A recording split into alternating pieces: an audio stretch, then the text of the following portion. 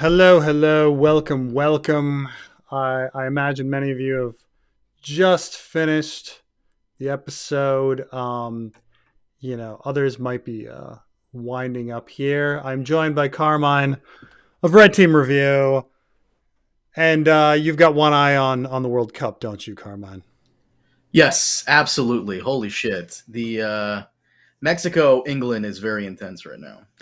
Did you want to talk about very briefly, just so a lot of people get to finish with House of the Dragon? How do you feel about this American red card being overturned? So first off, before we get into that, my condolences to you because I know it was very difficult for you to choose who to root for the white team or the establishment team in today's Brazil-Norway. Yeah. With the Norway-Brazil. I was quite excited about the Norway-Brazil. Most of so many big teams are just playing poorly. And I'm saying Germany lost to Paraguay. Argentina, they still won, but they played like shit in that game. Look, I love how all the announcers are like, Cabo Verde has been they've been playing so incredible. No, they haven't. They were playing like a regular team. Argentina was playing horribly. Okay. Actually, I thought Argentina did pretty decently. Cabo Verde, though, they just really wanted it and it showed. I've been saying this all tournament. This Brazil squad has been fucking lackluster. Norway played better and they clearly deserved it over Brazil. Brazil had many shots. You know what the nail in the coffin was taking Neymar. Neymar hasn't played the sport in over a year. He was injured. He knew how to dive and get a penalty. I mean, it's a shame the other guy couldn't have fucking done that. I was telling Preston that Norway's strategy, it's a fucking brilliant strategy, reminds me of that one episode from Fresh Prince of Bel-Air where Will, this kid from the street from Philly, gets sent to Bel-Air to live with his uncle, and he joins his cousin's basketball team. Now, the basketball team where his cousin goes to school at, very preppy, all rich kids, they suck at basketball. But Will is phenomenal. So the coach's entire strategy is pass the ball to Will. And that's Norway's entire strategy. Pass the ball to Haaland, and it fucking works because that dude is insanely good. He's the greatest. Yeah, they say he's the greatest Norwegian to ever play the game. Yeah, easily. Granted, Norway doesn't have that many people, but but still, no, he's easily the best. And not only that, but watching him is so fun because the Norwegian team has a monumental task of waiting for him to jog briskly. Everyone is running for their life to the ball. This motherfucker is jogging at a brisk pace to get to where he needs to be. And they have to hold off the attack and wait for this asshole to get there. And when he does, bam, right in there. Norway played harder, faster, better. And they deserved it. Look, I'm just saying, they were fine. I watched the game. They were fine. But I'm just saying that also Argentina was just off. They were making bad passes, bad shots. Went the few shots they had, but the bad shots.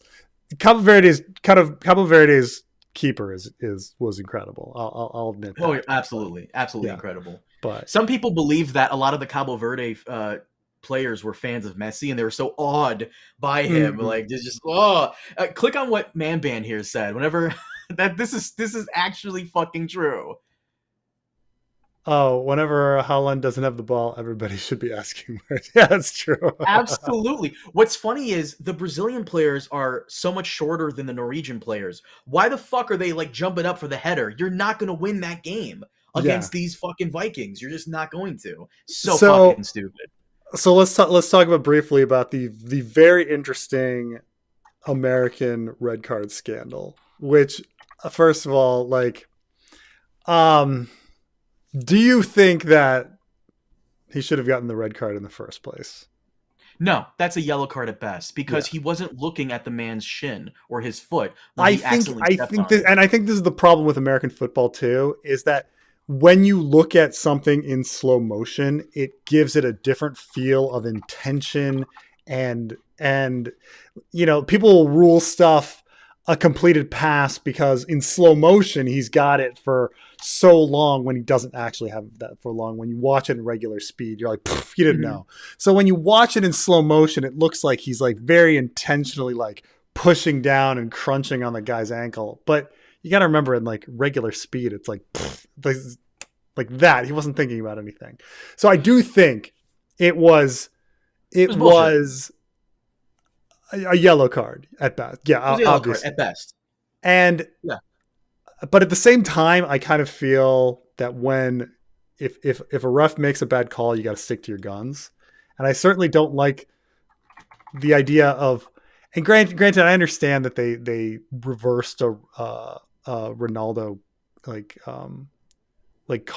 call before, and this goes against the FIFA bylaws, but they've broken them before and all this. I understand all of that. It's They're just corrupt. Yeah, and now that they reviewed it because Trump told them to review it, you're like, ugh. Now it is interesting though about the guy's situation that he's only an American citizen by fluke. You read all about this? Yes. Before we continue on, first off, Preston can talk about soccer. I'm Brazilian born, and I played soccer in high school. So he has my permission. And second, for the people complaining about us talking about the World Cup, fuck off. But you're like, Jesus Christ, we're gonna talk about this like once every 4 years for a few minutes. Like, Jesus Christ, like, fuck off. Like, fuck off. Get out of here. Yeah, people talking about soccer. Yeah. Like, come on.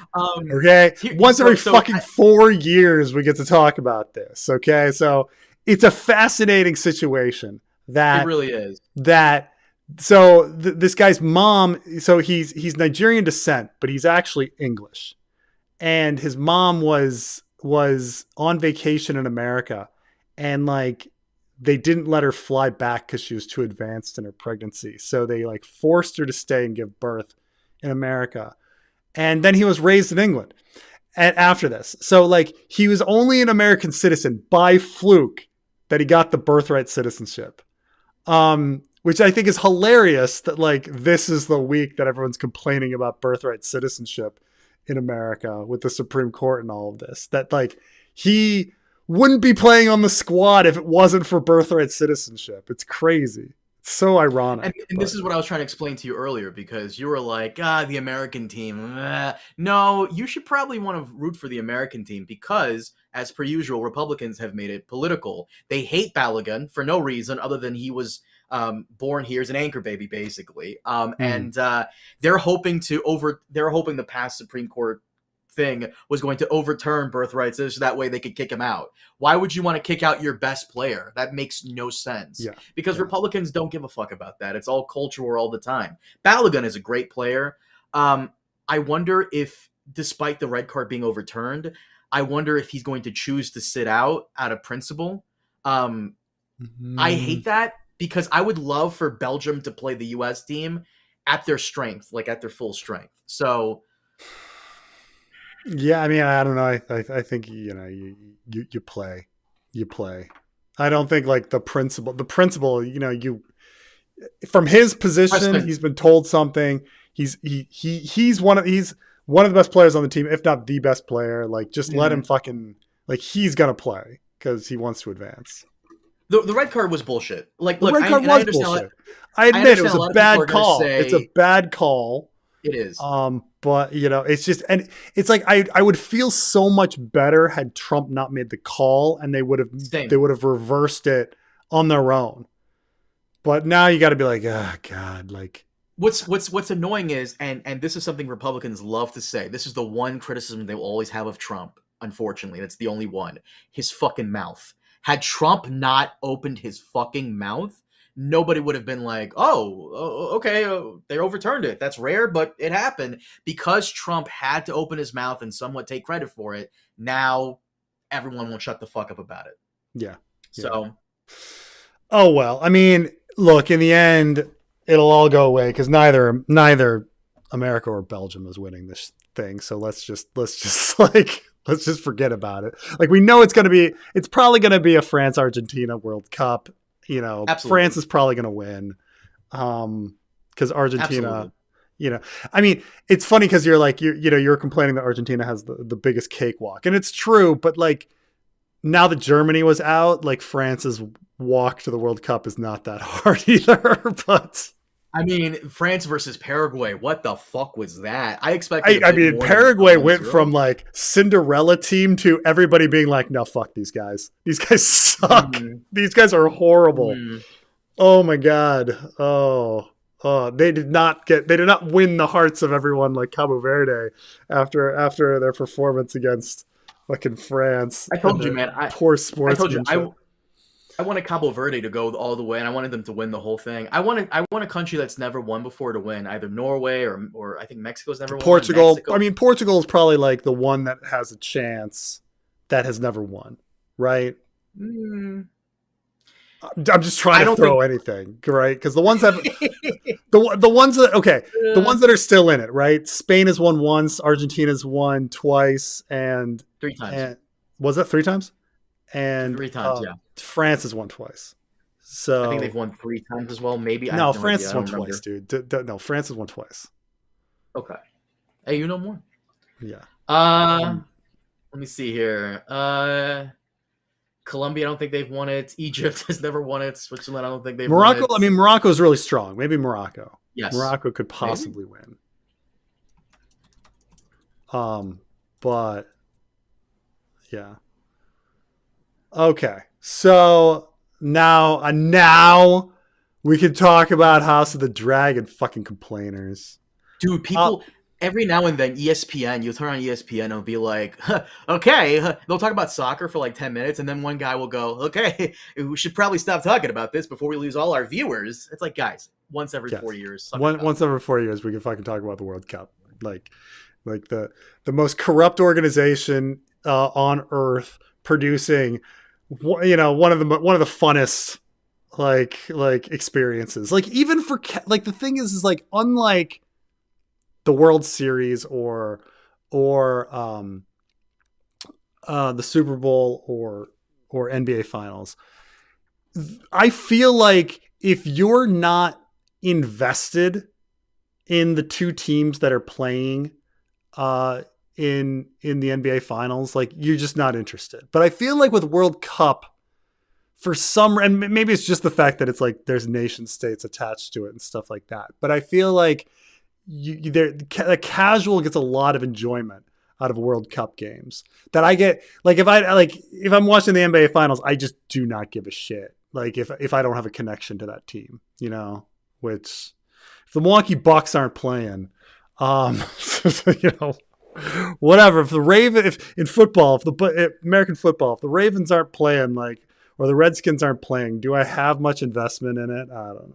But I think with World Cup, like casuals get a lot of enjoyment out of it. So there's something special about it in that sense, so. So House of the Dragon. I would say, Carmine, this is, having now seen the episode a couple times. Yeah, this is a really strong episode. I actually really like it. And it's acted so well. They don't try to do too much. It's a bottle episode. Other than the opening, they never leave King's Landing. It's all just very focused on Rhaenyra and the characters around her. Everything is acted really well.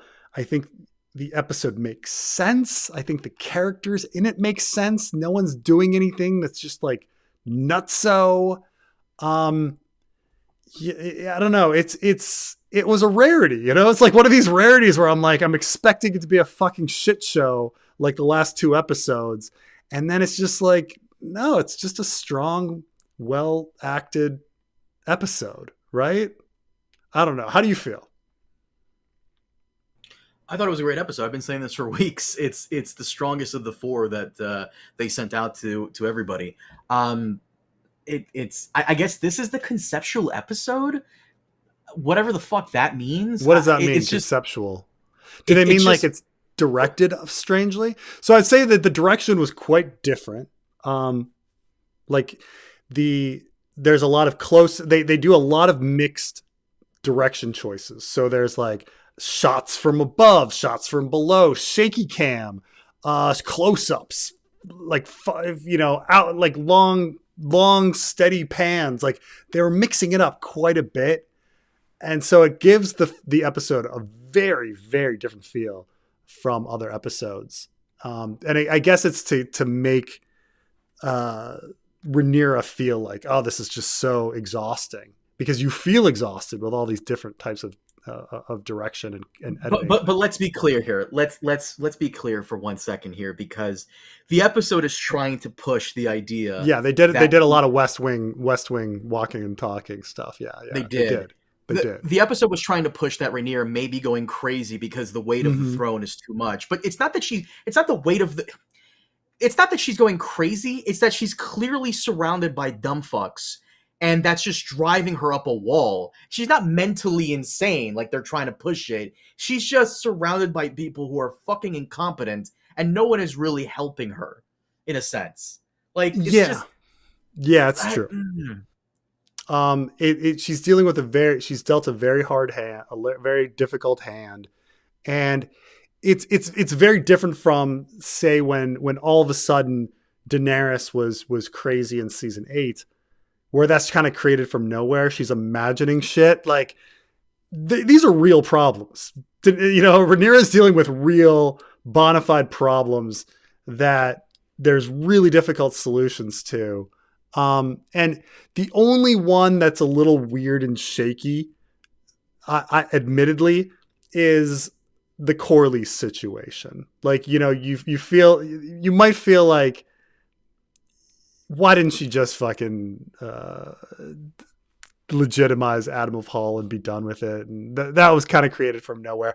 But that specifically is a George problem. That specifically is a George contradiction that the showrunners don't really know how to solve. So for background on this, like, Fire and Blood is ambiguous on the paternity of Jace, Luke, and Joffrey. But at the same time, like, late, according to the story, Rhaenyra is going to get paranoid and angry at Adam of Hall and thinking that he is going to betray her based on the fact that he's a bastard and his blood can't be trusted. And those two things contradict. Like, you can't, if her own children are bastards, why would she distrust Adam of Hall as a bastard? And before House of the Dragon came out and all of this, people would debate and they'd say, well, this is evidence that actually Rhaenyra's children are trueborn the whole time. Like they were Laenor's children the whole time, and that it's only a rumor that they were bastards, because why would she hate bastards so much if her own children were bastards, right? And so, but the show already made the decision, no, we're going to go straight bastards. No ambiguity. They're bastards. She's going to talk about her affair with Harwin and admit that they're bastards. It's straight up there. So now we've come to the Adam of Hall contradiction. How are we going to deal with that? And so I'd say that's the one thing in the episode where you're like, is it that big of a deal? Like, is it that big of a deal at this point? But that's it. Other than that, everything's, I felt all of the difficulty that she was feeling. The lack of money, the prince swap, which I dug. I thought the prince swap thing was cool. I think Alicent played it logically. I think the interaction between Alicent and Rhaenyra was actually logical and normal for once, which was kind of strange. Like, there is this anger with each other, and they're not flirting like they were in the last episode of season 2 and acting all over the fucking map. Like, they're dealing with losses and they're angry at each other, and I don't know. I think it worked in this episode, but I don't know. How do you feel, Carmine? Do you buy the bastard thing? It gave us some good drama. I like that it happened. I think that's the best scene in the episode. Corlys calling her out like that. That's reminiscent of the season 1 scene where his brother did the same thing. Vaemond. Yeah. And it is true that Corlys has he's fucking given everything, right? He's given everything to the Rhaenyra. I mean, I guess we can't blame Lena's death uh, on Rhaenyra, but like, you know, he gave up Laenor, he gave up his wife, he gave up Rhaenys, he gave up his castle, he gave up his fleet, he's given everything to Rhaenyra. And it's true that he's like, I ask only this one thing. Yeah, it's true. It's true. You know, so he did act that. He acted the hell out of that scene. That was a great scene.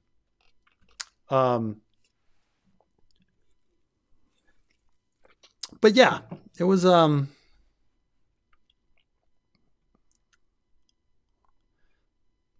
Rhaenyra might be justifying her since Harwin was a nobleman. I guess it's, but you know, not in the rules of this I will say that, okay, in the Sworn Sword, they do make a distinction between lowborn and bastardborn. I do like, that's the one book where they do kind of make a subtle distinction that like highborn bastards are different from other bastards. But that's the only story, you know, like even John, even though he's a highborn bastard, like, you know, he's not treated like, they still are just like, you're a bastard. You're nothing. You're like literally nothing. It was only until you get to like Bloodraven, like that, you know, this guy was Hand of the fucking King as a bastard. It's just a contrast. Like George created this world where in a Game of Thrones where bastards were worthless, and then by a feast for crows, Cersei is putting bastards on her small council and shit. Like it's just a George contradiction. Like what the status of bastards. So I don't know. Keep in mind the Sworn Sword is written fairly. Speaking of the Duncan Egg stuff, before you go into super chats, last stream I basically said there was a scene that was going to very much upset you. And we talked about it on the podcast, and I got to bring it up here. Preston, tell everyone what the scene that upset you was. Well, so we get to see the dragon seeds knighted. And of course, there's 3 dragon seeds. And so Daemon knights, one in the name of the warrior, one in the name of the father, and one in the name of the mother, which were the 3 that was done in Duncan Egg in Night of the Seven Kingdoms. In the written material, they get to 4, and then it's ... Dunk leaves the tent before he hears about the smith and the crone and possibly the stranger. We don't know if there's 6 or 7 oaths. But then, you know, this is where we get kind of angry because like George on stage like knighted a dude and he only did 4, and he was like, and that's the end. That's all there are. And it's like, you fucking put an ellipses in the Hedge Knight, okay? There's clearly either 6 or 7. It's not fucking 4. And then the show we've brought it down to 3 because the rule of 3, things sound better with 3. So you don't want to do 4 because of the rule of 3. But yeah, they did it again. Okay, which, you know, I guess I understand the ellipses thing. Can you recite from memory like what the text says in regards to the ellipses? Can you recite from memory? From memory? Yes. I mean, he says, in the name of the warrior, I charge you to be brave. In the name of the father, I charge you to be just. In the name of the mother, I charge you to protect small children. And in the name of the maiden, I charge you to protect all women, or innocent on all women. I'm missing an innocent. There is an innocent either. Sure, it doesn't matter. Or the maiden. How do you know the next words out of his mouth was going to be, now rise, sir, so and so of Appletree, whatever the fuck. There's the How do you know the next words were not going to be like more along the lines of the 7 gods, but it's just him saying, now rise?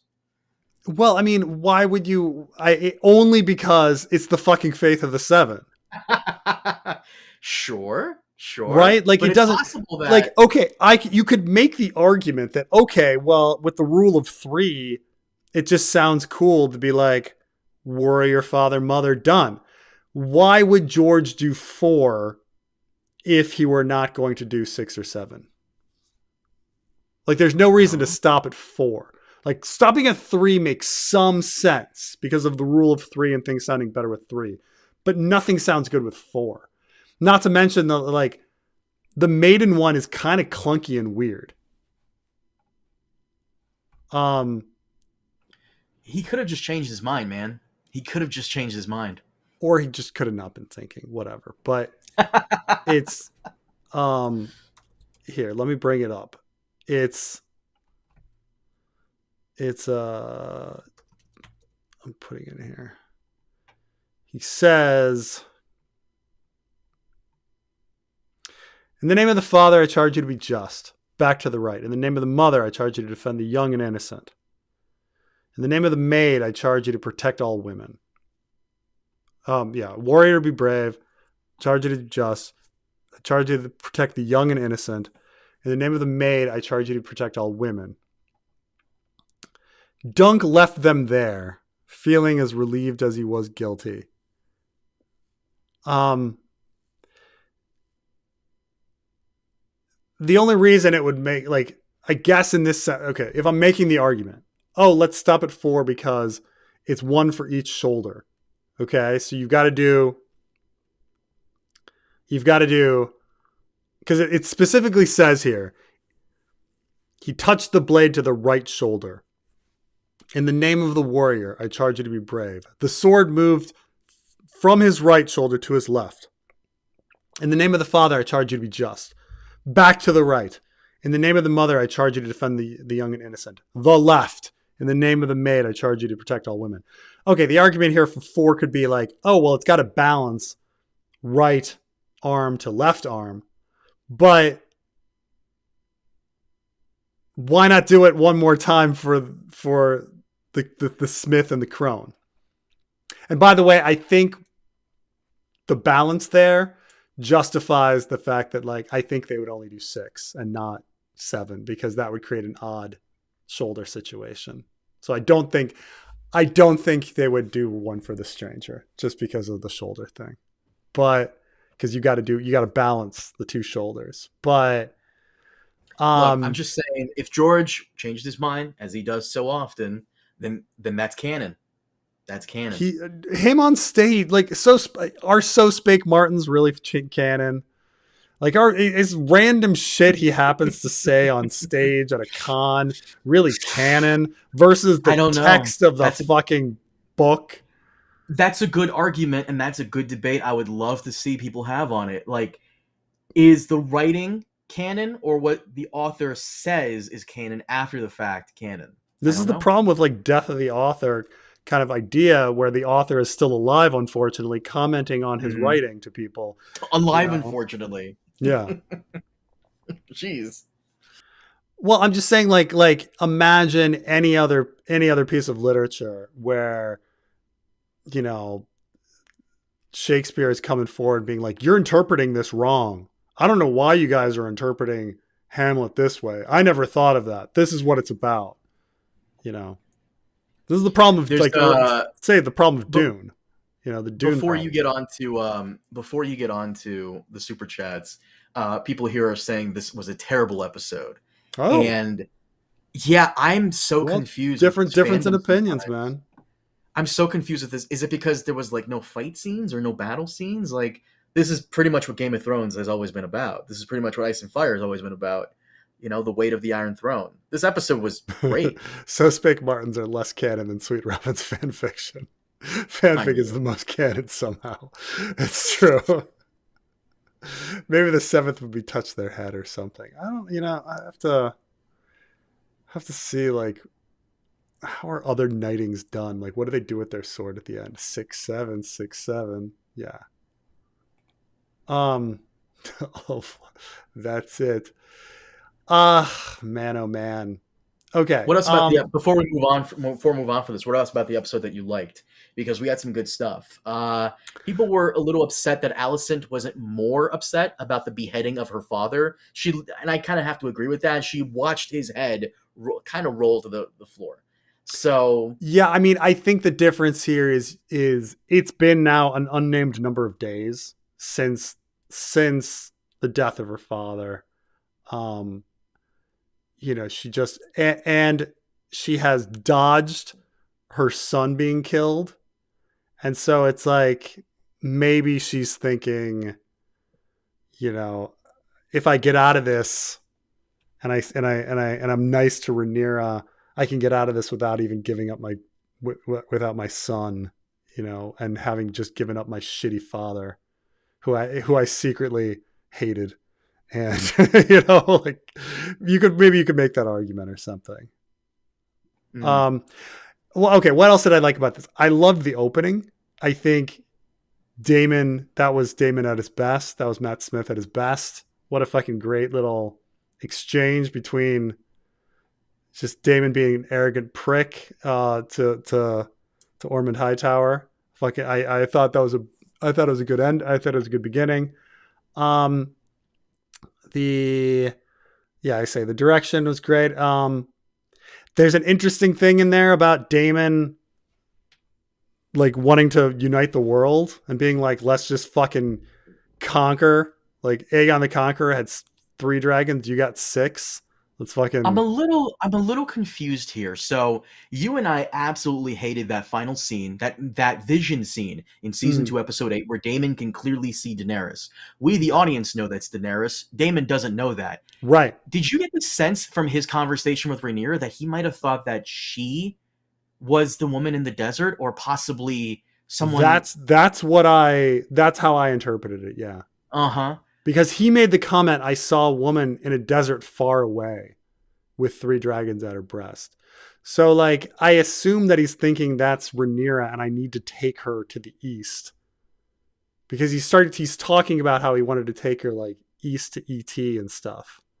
And beyond, with the city of Winged right. Men. So maybe it just means like, hey, more dragons will be born. Like she's the key to birthing more dragons and continuing on. Like, even if we're not gonna face this, even if we're specifically not gonna face the White Walkers, like, we want to birth more dragons to make sure we have the ability to do it. That's kind of how I took it, but I think that's one failure of the episode, and this is me really nitpicking, is I wish they actually sat down and had a conversation about the vision in depth. In like, not them like walking and talking West Wings, like in-depth conversation. Yeah. Like, I saw this, you're right about the threat in the north. Yeah, instead she's like in the middle of, it was last episode, she's in the middle of mourning and he's like, I saw a vision of a woman in a desert in far away, 3 dragons at her breast, yeah, they haven't really sat down and talked about that, but Daemon would have loved Daenerys. Whew, that final episode with Daenerys, all of a sudden she wants to conquer the world. What the? Okay. Like I said, man, Sarah Hess, who wrote this episode, she's interesting. Last episode, I didn't think it was it, but it was fine. But this one is better. She's weird. Sarah Hess, she writes the best episodes and the worst episodes. Like, that's her thing, right? Weird. I said in my review how, like, whenever Sarah Hess writes an episode, the gods roll a die. The gods roll a die. This one, D6 or D10. Like, this was great. I like this episode. I'm surprised people in the comments are saying they didn't like it. You guys got to give me more about what you didn't like. I thought it was great. Yeah, to each their own. I don't know what it was. I mean, maybe it's just that like I'm happiest when they keep it simple, and like and like have human interactions that somewhat make sense, and I don't need people shooting around the map with jetpacks and stuff like that. But but I keep forgetting to ask you. You had a theory about the rats from season 1, and now here they are in full force. What's going on? So the rats are weird. It's not that Fire and so I'm trying to figure out so in Fire and Blood, there's a scene in which Mushroom makes a comment that hungry rats can take down a bear. And so then later they talk about the shepherd and his rats like taking out the dragons and things like this, like, and bringing down Rhaenyra. So this idea is that she somehow ignored the rat problem, and the rats are the things that destroyed Rhaenyra, is one of the implications of Fire and Blood. Of course, there's a bazillion things that actually take down Rhaenyra, because George was just fucking writing, like, is it her paranoia about Adam of Hull? Is it her paranoia about Nettles? Like, so much random shit, like, the betrayals at Tumbleton. Like, how many fucking things go wrong for Rhaenyra to bring her down? It wasn't just her forgetting about the rats and the rats taking down a bear. It's kind of a silly metaphor, considering how many things. It's like, the metaphor would be like, rats can take down a bear, and also, like, when the other bears in the pack betray the bear, and like, at a different animal also hits it in the head. Like come on, like, anyway. But that was the rats metaphor, is the rats take down the bear, and then later the rats are the shepherd, taking out the dragons. Here, though, she's paying attention to the rats. She's like trying to win over the small folk. This is a specific fucking thing that she's doing in the episode. She is feeding the poor. She's concerned about winning over the small folk. She's treating the lords poorly in place of trying to win over them. They did plant the seed with their high septon, to become the shepherd or whatever, or influence the high shepherd. septon talking back to her, that was crazy to me. I'm like, oh, whoa. Well, he's yeah. Unlike in the book, it's not just Septon Eustace like that. He is in the source material. Septon Eustace is the high septon still resides in Old Town in the written material, and there's just a septon, in King's Landing. They don't have very much presence, and so Septon Eustace is the one who is at the crowning of Aegon. But here in the show, they've made the High Septon be King's Landing centered, and the High Septon is the one that anointed and Aegon II, and the High Septon is the one talking shit to Rhaenyra, even though he doesn't look like a fucking High Septon at all. Where's his crystal crown? But the audacity, though. Ooh, I love that. I love him talking back to her like that. So good. Oof. I mean, besides the High Sparrow, I mean, I guess we're supposed to think about the High Sparrow, but besides the High Sparrow, who had that audacity as a High Septon? I mean, maybe one of the High Septons against Maegor. You know what? This is a really small scene. You know what I really liked? As she's walking with Luther Largent, several people who are in employment of the Red Keep are coming up to her, and they're like, listen, the rats ate the stores of candles. Unless we get more, we're going to be in darkness. We need this for like the mattresses, blah, blah, blah, blah. I love little things like that. Like Aragorn tax policy. Yeah. Aragorn tax policy. I like little things like that. The entire episode is one giant small council scene. And I have always loved the small council scenes. They're some of my favorite moments in Game of Thrones. So I guess that's one of the reasons why I like it so much. Yeah. They spend a lot of time paralleling so many other things we've seen in Game of Thrones. Like I say, like whether it be Daenerys' insanity or Eddard in Game of Thrones season 1, like on the throne, like seeing the small folk and stuff like that. They brought back Aemon's girlfriend. Oh. Rhaenyra from each according to their abilities to each according to their needs. Targaryen, my gal speedrunning to piss off everyone.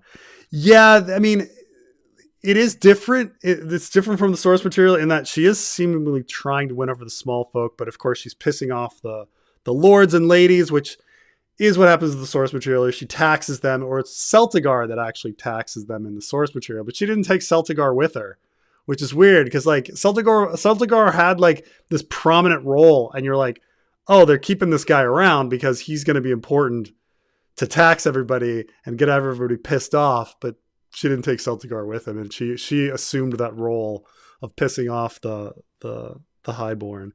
But yeah, of course it's I mean, we've only got 5 more episodes of this season, right? And then 1 more season. So she's gonna piss people off fast. You know, how do you think the season's gonna end? Do you think it's gonna end with the storming of the dragon pit? No, absolutely not. No, Storming the Dragon Pit has to be season 4. It has to end with like a series of devastating losses. It has to, for her at least, because remember, Tumbleton? she's probably first Tumbleton, maybe like a big betrayal from Dragon Seeds, maybe something original. I have no idea. Yeah. No shot. We're getting God's Eye. No shot. No. They're gonna push God's Eye later than it was. Just to they're gonna keep Rhaenyra alive longer. They're gonna keep Daemon alive longer and they're gonna keep Rhaenyra alive longer. Shorten the period of time between. Because once they're gone, like, what do you just have a show about fucking Aegon? I mean, maybe that'll be the next conceptual episode. Aegon trying to navigate the bullshit. Oh, is it the writers or the characters who don't understand hostages?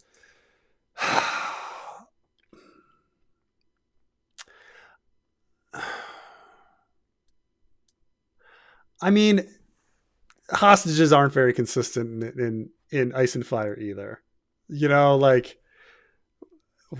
the being an honored ward, being a hostage, what people are going to be arguing about, that kind of stuff. But yes, I think probably what public access is talking about is that once Rhaenyra sends Daeron to the wall, she doesn't have a hostage anymore. She doesn't have a ward anymore.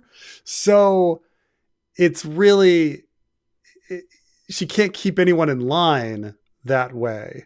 So like, really, this idea that like, oh, she needs to kill them. Like, no, like the whole point is to keep the people in line, keeping them alive. So she should just be keeping him as a cupbearer forever. You know, is the idea. And then marry him off to like her daughter at some point. Like that was, or I mean, she only has boys, so marry him off to like her son's daughter or something, or you know, that's what she should be doing with Daeron, fake Daeron. Of course, like the option of like sending him to the wall, like that should have been what she offered Aegon the Second. Like to Alicent, she should have been like, I'm just gonna send your son to the wall. Like that would have been a more reasonable thing than Alicent giving up her son to be executed. Like it would have I would have been much happier had that conversation of the end of season 2 been, I need to execute Aegon. Like, no, anything else, just send him to the wall. And if you promise to send him to the wall, I'll do this. That would have made sense. Rather than like, no, you can totally kill son number 1 and totally kill son number 2, but please, my something daughter. I mean, I don't even know, like prophecy-ridden daughter, my prophecy-ridden strange daughter. I don't buy the whole autistic thing. I'm sorry. Like, I'm not one of those people that buy the autistic thing. I just think they made her weird because of prophecies, but, or at least not all of the writers were on board with that. Maybe a writer of 1 episode was on board of it, but anyway, that would have made season 2 make sense more had Rhaenyra agreed to send Aegon to the wall, and Alicent like fought for that and argued for that, because apparently that's an option. It's an option that whatever rightful heirs to the throne can just be sent to the wall. So I don't know. What do you think, Carmine? Am I going too far saying that she should have sent Aegon to the wall, or that should have been the conversation? Aegon or Daeron? Aegon. I'm saying season 2, because you know how we were complaining that like Alicent agreeing to have her son executed is a bit much, but had it been she settles for her son getting sent to the wall, it might have made sense better. No, you got to kill Aegon, and I'm surprised. I kind of agree with Damon. Got to kill Daron too. As long as these guys exist, there will always be But this is about challenges. Alicent Always. agreeing, though. Alicent wouldn't agree to that. I don't even know anything about Alicent anymore, man. She's all over the place. I Well, that's don't. what I'm saying. She wouldn't be all over the place if we had if rather than having an agreement of like the agreement that Rhaenyra made at the end of season 2 was Aegon dies, Helena and you can flee to Essos. No mention of Aemond or Daron. Implication that Aemond is getting killed. No story about Daron. Unresolved. Kind of, you know. You said something. You said something that makes total sense now. Now that you bring this up, when we recorded the podcast a couple days ago, it's almost like the writers between episodes don't talk to each other. It's Yeah, weird. absolutely. It's so weird. I don't get the Daron plot. Why keep Ormond alive? Take him hostage or something? Why allow him to keep the Sarian if they had Daron? C-Spoke got a new writer, Leonora writer. Am I crazy? I agree with you that they should have had someone there to chain up the dragon. Like minimum. Like you need to take that dragon and chain him up and take him away. Like that's They kind of had that character, kinda. That would have made like the dragon keeper that comes in at the very end to warn Rhaenyra about Tumbleton. They could have brought some dragon keepers with them to keep Tessarion under lock and key, and then like him escaping and warning Rhaenyra would have made more sense. I think I like, even though I do like the scene because you're using Daemon and everything, and the three dragons look fierce. Ormond is so outgunned there, and the only reason that like they're not just burning the fuck out of him is because of Alicent's agreement, right? Like he like those three dragons could just immediately burn them all and kill them all, but because of the Alicent agreement, they resist. But that means you got such an upper hand that you should have been like, and you need to give up your dragon. Like it should have just been that you need to give up your dragon. Give us Daron. And you're right. Why not take Ormond too? Like you have such a massive advantage, and it doesn't betray the Alicent agreement. The Alicent agreement is no more bloodshed. And so you're not doing any bloodshed. You're ending the war by taking the highborn people hostage, bringing them to court, guests of the crown, and all. I mean, he's right there. He's right there. You just take him. You just take him, and you've got three dragons. If they refuse, then you're like, oh, sorry, Alicent, but they did attack us. You know, what are we gonna do? But you're right. You're absolutely right that they should have taken the dragon. They should have taken Ormond, or they should have taken, if not Ormond, a dozen other hostages, like a dozen other knights or whatever. And they would be all guests of the crown. You know, there should be a number of children taken to be guests of the crown.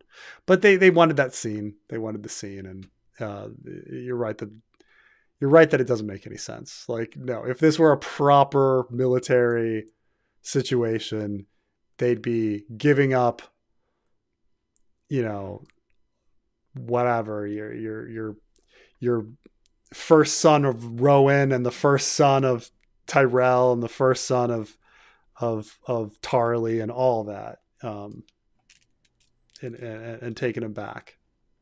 So real quick, this is something Corey Ander here says. I'm lukewarm on the episode. Script was good, but the music made it all cheesy and maudlin to me. I think it was the music. So if you've ever seen a trailer from A24, any A24 horror film, it's that little like violin where like it's supposed to be like a creepy, like crazy atmosphere, you know? It's like that's kind of what the episode had throughout to kind of try to bring Rhaenyra's like mental psyche into focus. Like she's dealing with this and this and this and this and this. It's just hacking on, and she's going like loco. Not really. I don't think Yeah. I don't think this is a very sad excuse to try to make her seem crazy. She's stressed and pissed at the incompetence and bullshit happening around her. That's not an excuse to point at her and say, "Oh, she's going insane." They didn't do a Yeah. good job at.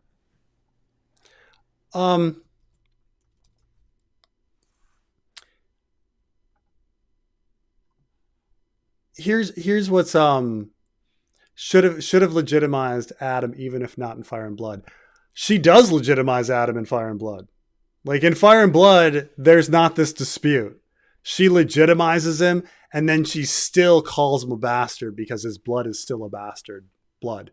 She fully legitimizes him. Like there wasn't a conflict about it.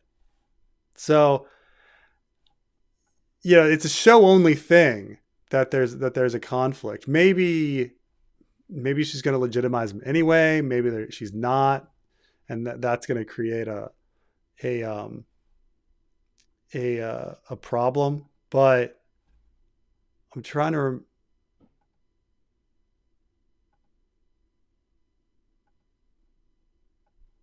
Let's see. I'm trying to remember the actual like. Yeah, he says here.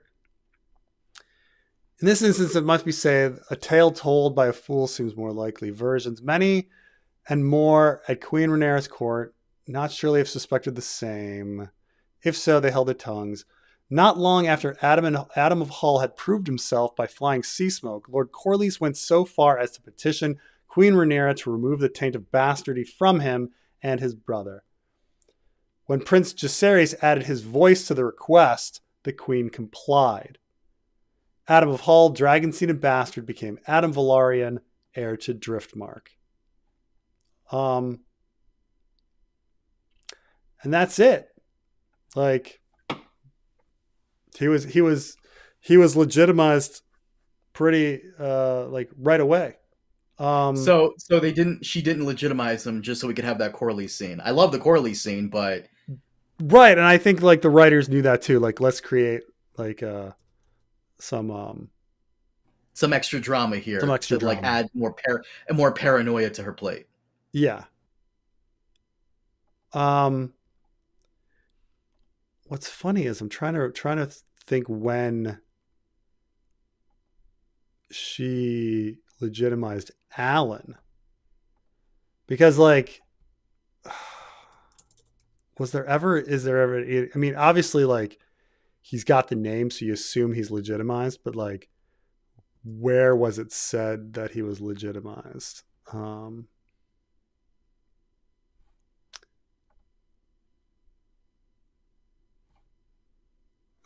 I guess I mean trying to get the actual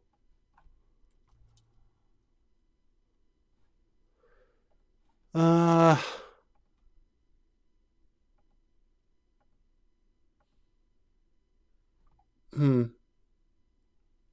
well.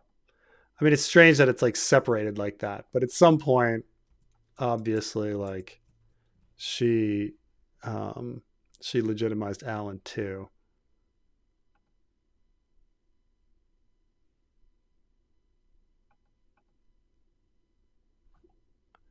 Here we go.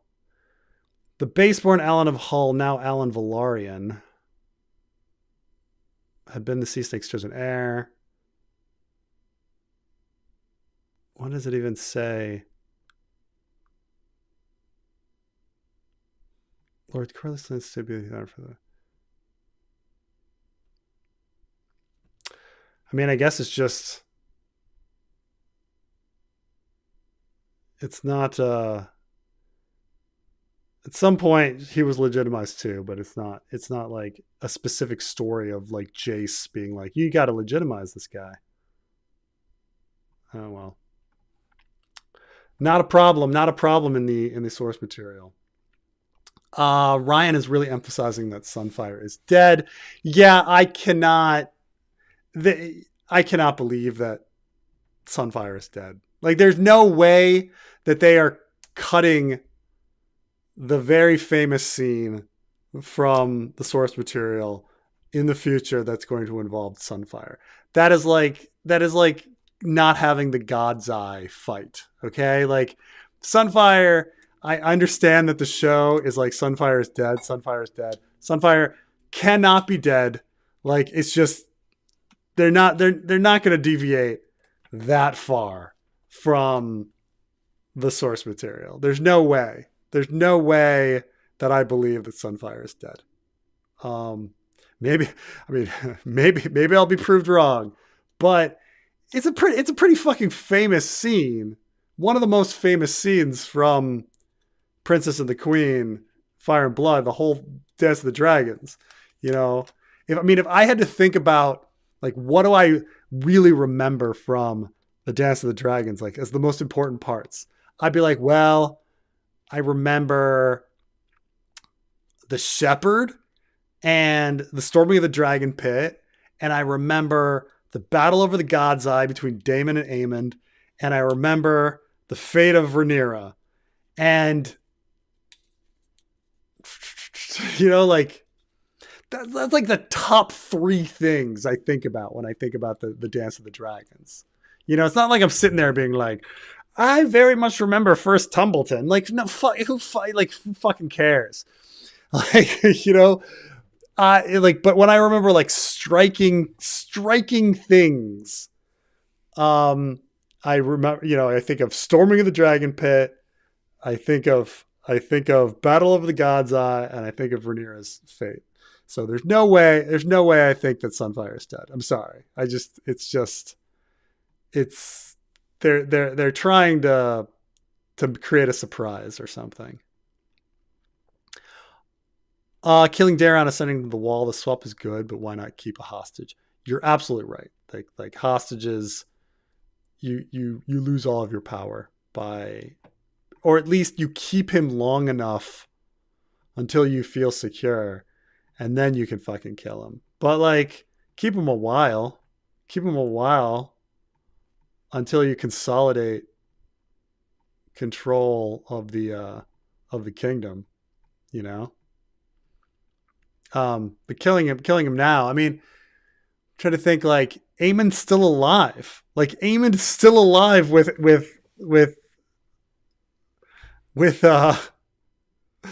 Vhagar. Like, you gotta fucking like at least wait till Aemon's dealt with. And then I'm trying to think, like, and then Helena is still, well, I guess they, you know, if they're going with their Council of 101 rules, but you know, it's you wait at least until Aemond is dealt with before you do anything. But and again, if you're dealing with like women ruling, I suppose you'd still have to deal with like Helena and Jaehaera. Oh, hey, did anyone ever tell Rickon about the Red Wedding?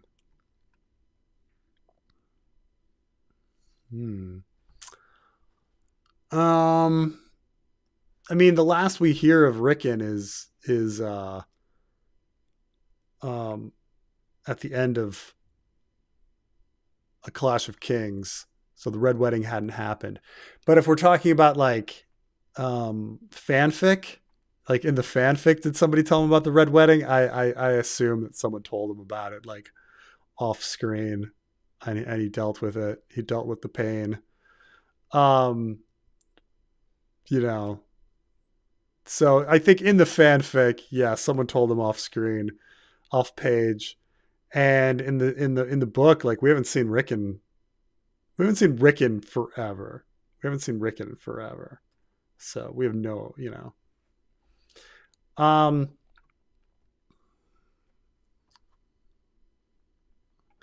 Should Harrenhal be seen as ancient tech, like Storm's End bunkers, but inverted out, building out? Aegon landing ended all major tech developments since it's burning. Why would House Hoare have this? I mean, if you're talking about Harrenhal, the thing is Harrenhal is an incredibly young castle. I mean, built by House Hoare, not long before Aegon's invasion. And so if there is some sort of tech that's involved with Harrenhal, it would be like beneath the earth or something. It's very different than these castles that are thousands and thousands of years old. I mean, it's an incredible feat, Harrenhal, with how big it is and everything. I mean, they just finished the Tower of La Sagrada Familia, right? And that's been a process of like 100 years to build that with our modern technology and such. Like a lot of these cathedrals in Europe took sometimes 200 years to build. It's the idea that you could build Harrenhal as fast as they did is kind of ridiculous, but they did it. But it's a fairly young castle, so I don't know what they would have done.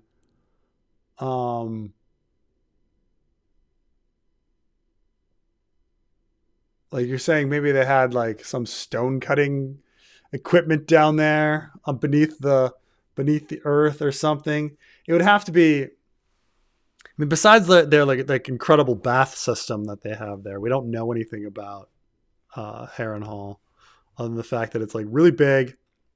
It's got really nice baths, but that's about it. But that's the thing, is it's just so young. It's just such a young castle. Okay. Carmine, where are we with Mexico, man?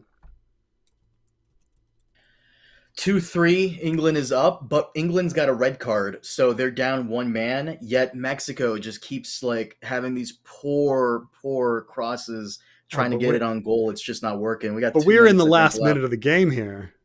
Yeah, just about 11 minutes of stoppage time. There's so much stoppage time because of the fucking hydration breaks. I mean, hydration breaks fine. I don't care. Hydrate. Get your ads. But yeah, it looks like this is it, right?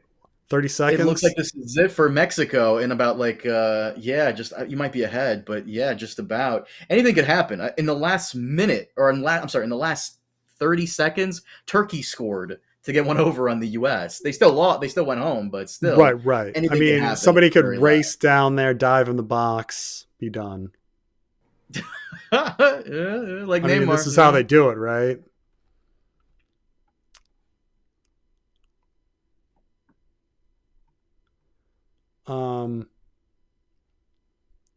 Episode out of the most continuity errors. I don't know if I had that many continuity errors compared to some. I have to go scene by scene. People can show them to me. I'm always grateful for that. I mean, I do admit that even though I did like that opening scene, that opening scene. You're right, doesn't make sense. They should be taking hostages all day long. And they shouldn't really be sending people to the wall. I mean, they should be keeping people as cupbearers. That's all true. The more it sits with me, the biggest blunder in the show is Alicent giving up her children to be killed. One, it goes against the spine of the first season. Two, no man is more cursed than kinslaying. Oh, I mean, that's true. That's all true. Like I say, I think that looking back at it now that the wall is an opportunity that she should have just. It would have made more sense that if she were offering Aegon going to the wall, that, she can say like his dragon is dead. He can go to the wall, live out his days there. Give me that, that kind of thing. I mean, I don't know like I say, the fundamental flaw of the source material in that you establish the three main characters as Rhaenyra, Alicent, and Daemon, and then you don't do anything with them, and they do nothing throughout the fucking war. So, it's weird with this show. Like I have sympathy for Ryan Condal and crew. It's not that they don't fuck up all the time and do really dumb shit. They do. But I also they're also dealing with the fact that the source material is just all over the fucking place. And they've got these higher ups at HBO cutting their 10 episode season to an 8 episode season and fucking them up with pacing and all that. Like, they have to deal with so much shit. And then George's toxic butterflies chiming in and stuff. Like, it's not, I do have some sympathy for them. Like, they're juggling a lot of horrible stuff. And, occasionally coming out with an okay episode here and there. So, Tylan making off with the gold all makes sense. I think that is from the source material too. I think he takes a third of the gold and brings it to the Bank of Bravos. I have to look this back up.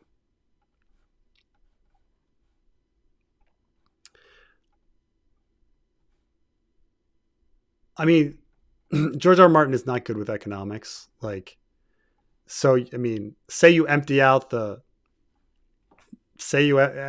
like all the physical gold. Well, this is a world where you can take loans. Like, you just take a loan. Like, it's not that big a deal. You're now queen.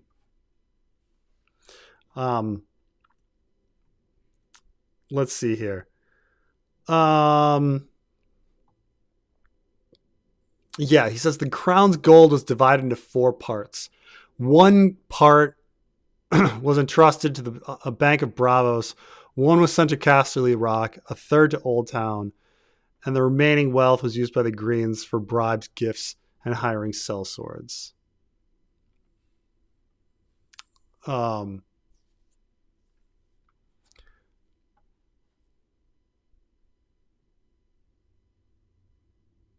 But yeah, you just take a loan. It's not that big a deal. Not that big a deal. There's also some weirdness because, again, George isn't good with economics, but there is, with regards to feudalism, an issue about the holdings of gold and the holdings of silver, because your fiefs are not paying, like your vassals are not paying you in gold. They're paying you in food. And then the lords are paying back in silver, which means they need to get a stock of silver from somewhere. So there's a deal with like an economic principle of, like, in complicated papers about how they were handling trading gold for silver and why money lenders were used and why these banks were necessary, because you needed these exchanges. I mean, for a small analogy, I remember when I was in college, my friend, she was like manager of like the coffee shop or whatever. And I was once hanging out with her and she's like, oh, at the beginning of the day, it's like, I got to go to the bank and come back with like a shitload of 5s. And I'm like, really? Like, why? And she's like, this is just how the flow of money goes. Somebody comes into the coffee shop, they're either paying with a 20 or they're paying with a 10. Okay. No one's paying with 1s. No one's paying with 5s. So you need to have a fucking chock full load of 5s at the beginning of the day. And then at the end of the day, you have a whole bunch of 20s. And that's just how the world works, how the flow of the money works. And if you've ever gone traveling in a third world country, they never have fucking change. And you're like, what are you fucking doing? Like, how do you not have change? Well, there's a reason, because it's just how money is broken and stuff. So she had to go to the bank, like, and get all like a fucking big wad of 5s. So it's the same thing with like gold and silver and payment and how things are paid and stuff like that. So it's not that, like, when somebody is like taking like a big lot of gold, it's not, it doesn't necessarily change things, because like your vassals are still dealing with silver and they still have a stock of silver and they're still loyal to you. And the only reason they were like dealing with the gold is for, if you have to hire more sellswords later or whatever. Like, it's not like the crown's gold is being used to buy food for the public. Like, the public feeds itself. And so one of the weird things that like somehow because Rhaenyra's vaults have been robbed of gold, everyone's gonna fucking starve. And that's not how it fucking works. I mean, think about your own life. Like any of you that have savings, but you still have a job.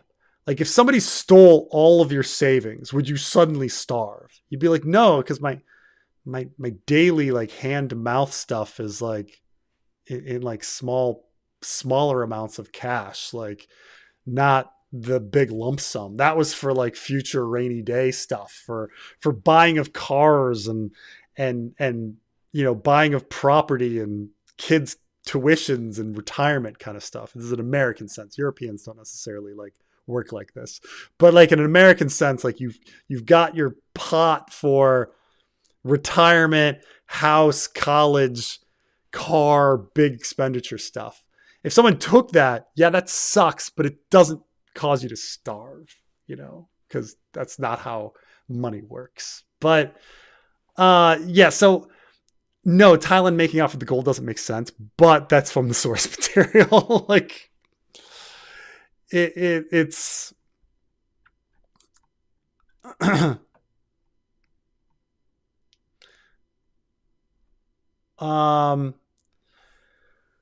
for noble bastards, maybe it's different when both parents are nobles, like Edric Storm, Bloodraven, etc. John's mom was supposedly a commoner. I guess it's just no one really cares about women, right? So does it matter? You know, like you know, certainly we don't know um the bastard of Driftmark's like family situation, his mother, or any of that. And he's still sitting on a small council. Um so I mean, it's true that Edric Storm is treated very well, as is Bloodraven. That's all very true. But I mean, um, but you know, I'm not certain. I'm not certain it makes too much of a difference. You know, it's just kind of like the choice of what the parent chooses to do with them. You know, um, I mean, Walder Frey let his bastards command armies and live in his house, and he treated him very well, while others didn't. I'm trying to think any others like you know, Obara Sand, for example. You know, I think a good example is like Obara Sand versus um, Lady Nim, or like Lady Nim has a highborn mother of Volantis. Obara Sand's mother is a sex worker. They're treated no differently by Oberyn. It's just the choices of the parents, and stuff like that. I mean, Edric Storm, I guess they just didn't want to piss off the mother. Um,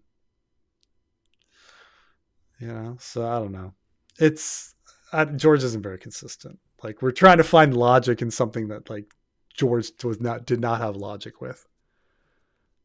Uh, Say the line, Preston. Say the line. George fucked up. Just George say the fucked up. line. Yeah, George fucked up. Best episode in 2 seasons. I liked it. I mean, I still think that season 2, episode 2 was probably my favorite episode of House of the Dragon. I mean, I liked, if when I think of like standout episodes of House of the Dragon, for me, it's season 1, episode 8. That's the Velaryon episode where they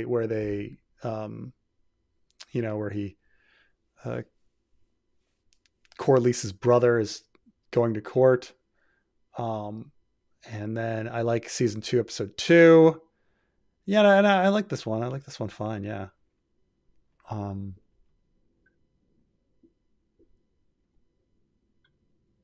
What's up with Sunfire dead and decaying? I think the decaying is really weird, but there's no way do I believe that Sunfire is dead.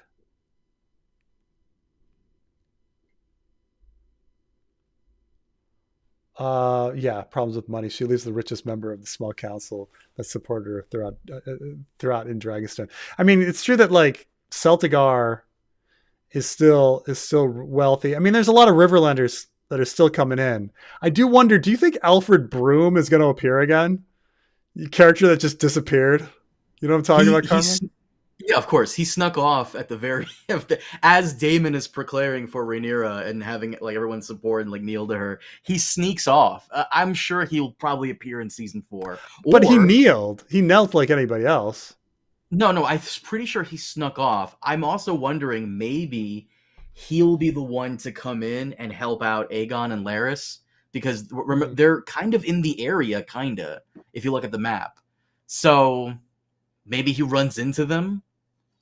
Because from the preview scenes, we see that Larys and Aegon are going to Rook's Rest. So he's kind of in the area. Oh, Broom? Shouldn't Yeah. he be in Harrenhal? He snuck off. I mean, I don't know about the sneaking off. I thought he knelt like everybody else. Let me watch the episode. Let me watch that scene real quick. I'm telling you, he snuck off. It's that's going to be that's episode 8 of season 2. I'm pretty sure they show him and he's like reluctant and he's like, oh geez, and then he has to like kneel because there's no way he can sneak off in that huge crowd.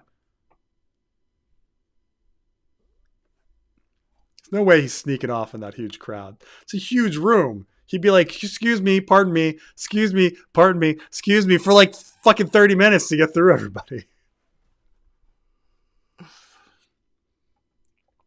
Yeah, I love this episode. My only complaint nitpick is why the hell would Daemon not capture Tessarion along with Daeron? You're right. He should, and not just that. He should take Tessarion and like a dozen fucking squires that are the sons of lords.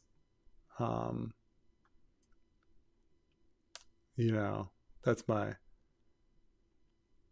When is Laenor coming back? Laenor is coming back with Alfred Broom. Alfred. You're right. And the other Valarians, well. all the Valarians that were in that episode of where they go and they spend the night at Driftmark. You're right, but I'm also right as well. So he does kneel, but he also starts sneaking off right after Daemon, literally in front of Daemon. He looks afraid. Hold on, I'll send you the screenshot. He looks afraid. He starts sneaking off. Like, he starts getting the fuck out of there. So you're right, he does kneel, but then after Daemon starts riling everybody up, he leaves. Okay. I sent it to you on Facebook. Okay. Even gave you a little arrow, too.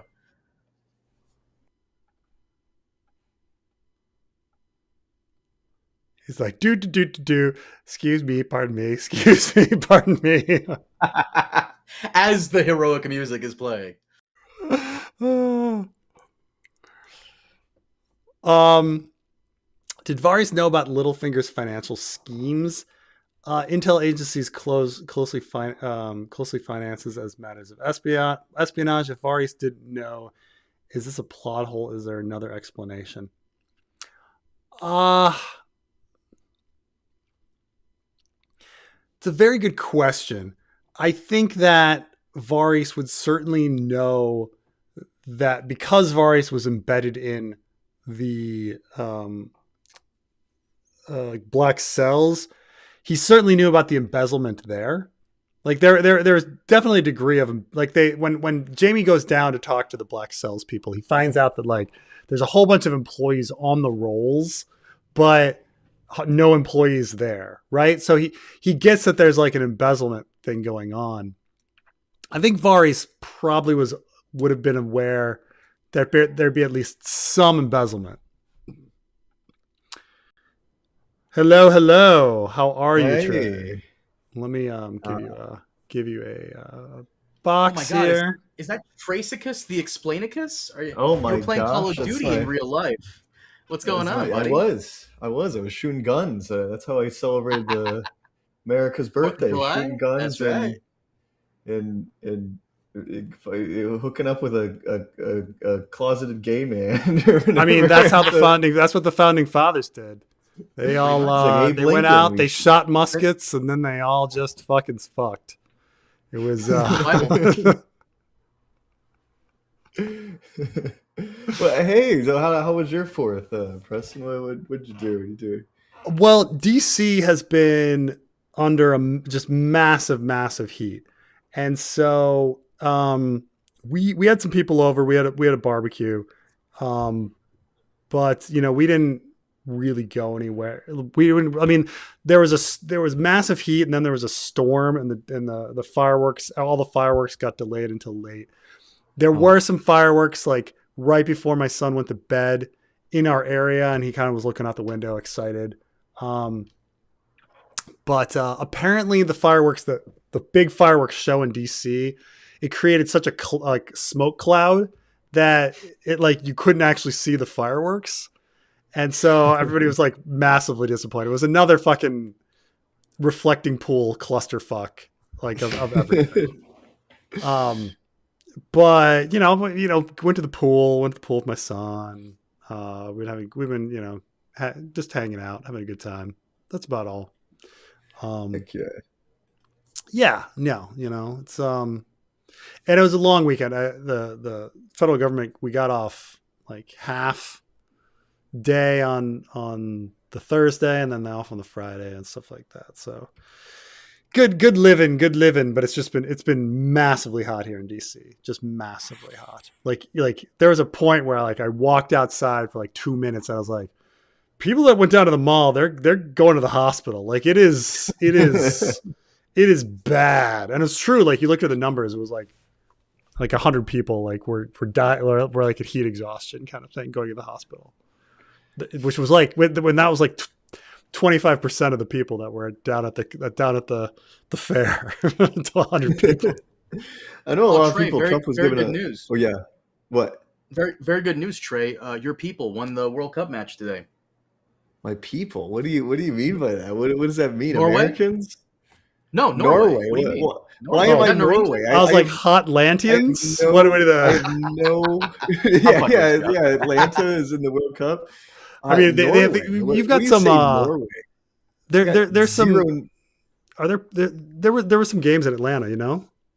Yeah. They had a couple at the Mercedes-Benz stadium, but I don't know who was playing. I think I went to a mall recently, an Atlanta mall, and it showed you it was where are you from? And there was Kazakhstan and I don't know, Ivory Coast. You could tell that people from a certain region were visiting. Okay, these are totally just fans. Yeah, I'd have to see what games we have coming up.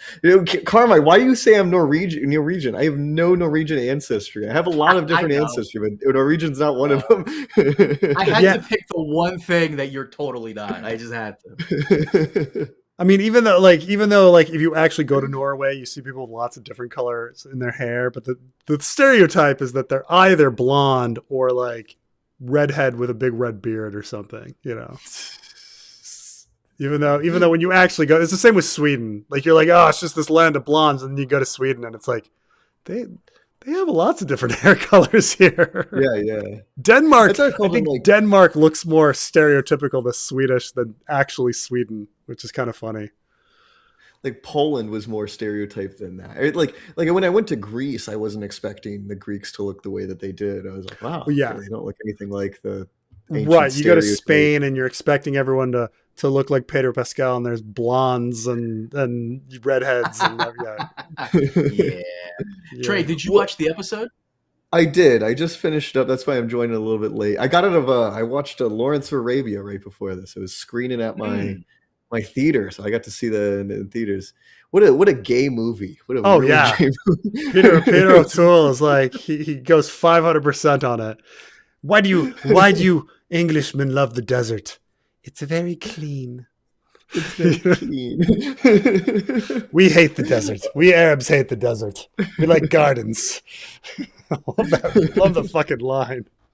It's so true too. I understand that the movie has so many things that are not historical. It's a very ahistorical movie, but there's ahistorical even in the sense of how it portrays A.E. Lawrence.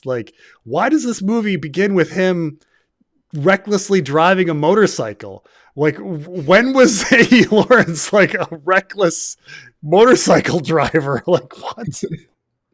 I think he was. I think I looked up afterwards that he crashed like 6 motorbikes or something like that before he died in one. Yeah, I think my friend looked it up after the movie. I don't know if it is. I've heard somebody else complain about it. Motorcycle. Yeah, he loved and rode he dies in a motorcycle accident. Yeah, he dies in a motorcycle accident. And I think he destroyed. He swerved to avoid 2 boys on bicycles. Yeah. So I think the idea is that it's portraying him as reckless, when in fact he was just trying to avoid. Owned something? 8 motorcycles and died from injuries when he crashed number 7. An 8th was on order. So yeah, he apparently did like his motorbikes. All right, fair enough. I'll be wrong here. Like it's very interesting. It's a very nuanced movie, which you wouldn't expect. Like that. Like I like how beautiful. It's a beautiful movie. Yeah. And so I told you my sister was a PhD in anthropology, and she did her dissertation on zagarit, like ululation, like she was the world's expert in that. So like, and so I learned a lot just listening to her and reading her dissertation and things like that. But it's like that movie, had, even though it's not necessarily very accurate on how zagarit is used, but it was kind of the West's big introduction to what zagarit was. And it's like so salient when you think of like that glorious scene of them like going into the Battle of Aqaba, and you haven't seen women the whole movie because the movie's so fucking gay. And like, then all of a sudden the women come out and they're all like, and it fills the canyon, and it's this incredible scene. Even though it's not really accurate on how zagarit is used. Like it's, zagarit is kind of like going, woohoo! Like you do it at weddings mainly. And isn't it mainly a female thing? Like I've heard it criticized because it is mainly female, but there are many men that are very good at it, and I've seen men doing it lots. It's a fairly contemporary notion that it's a female only thing, but because there are some men that are very, very good at it. And I actually was at a Sephardic Jewish wedding, and I saw old Jewish men doing it. And so it's like, it's not a Muslim thing. It's not a Christian thing. It's not a Jewish thing. It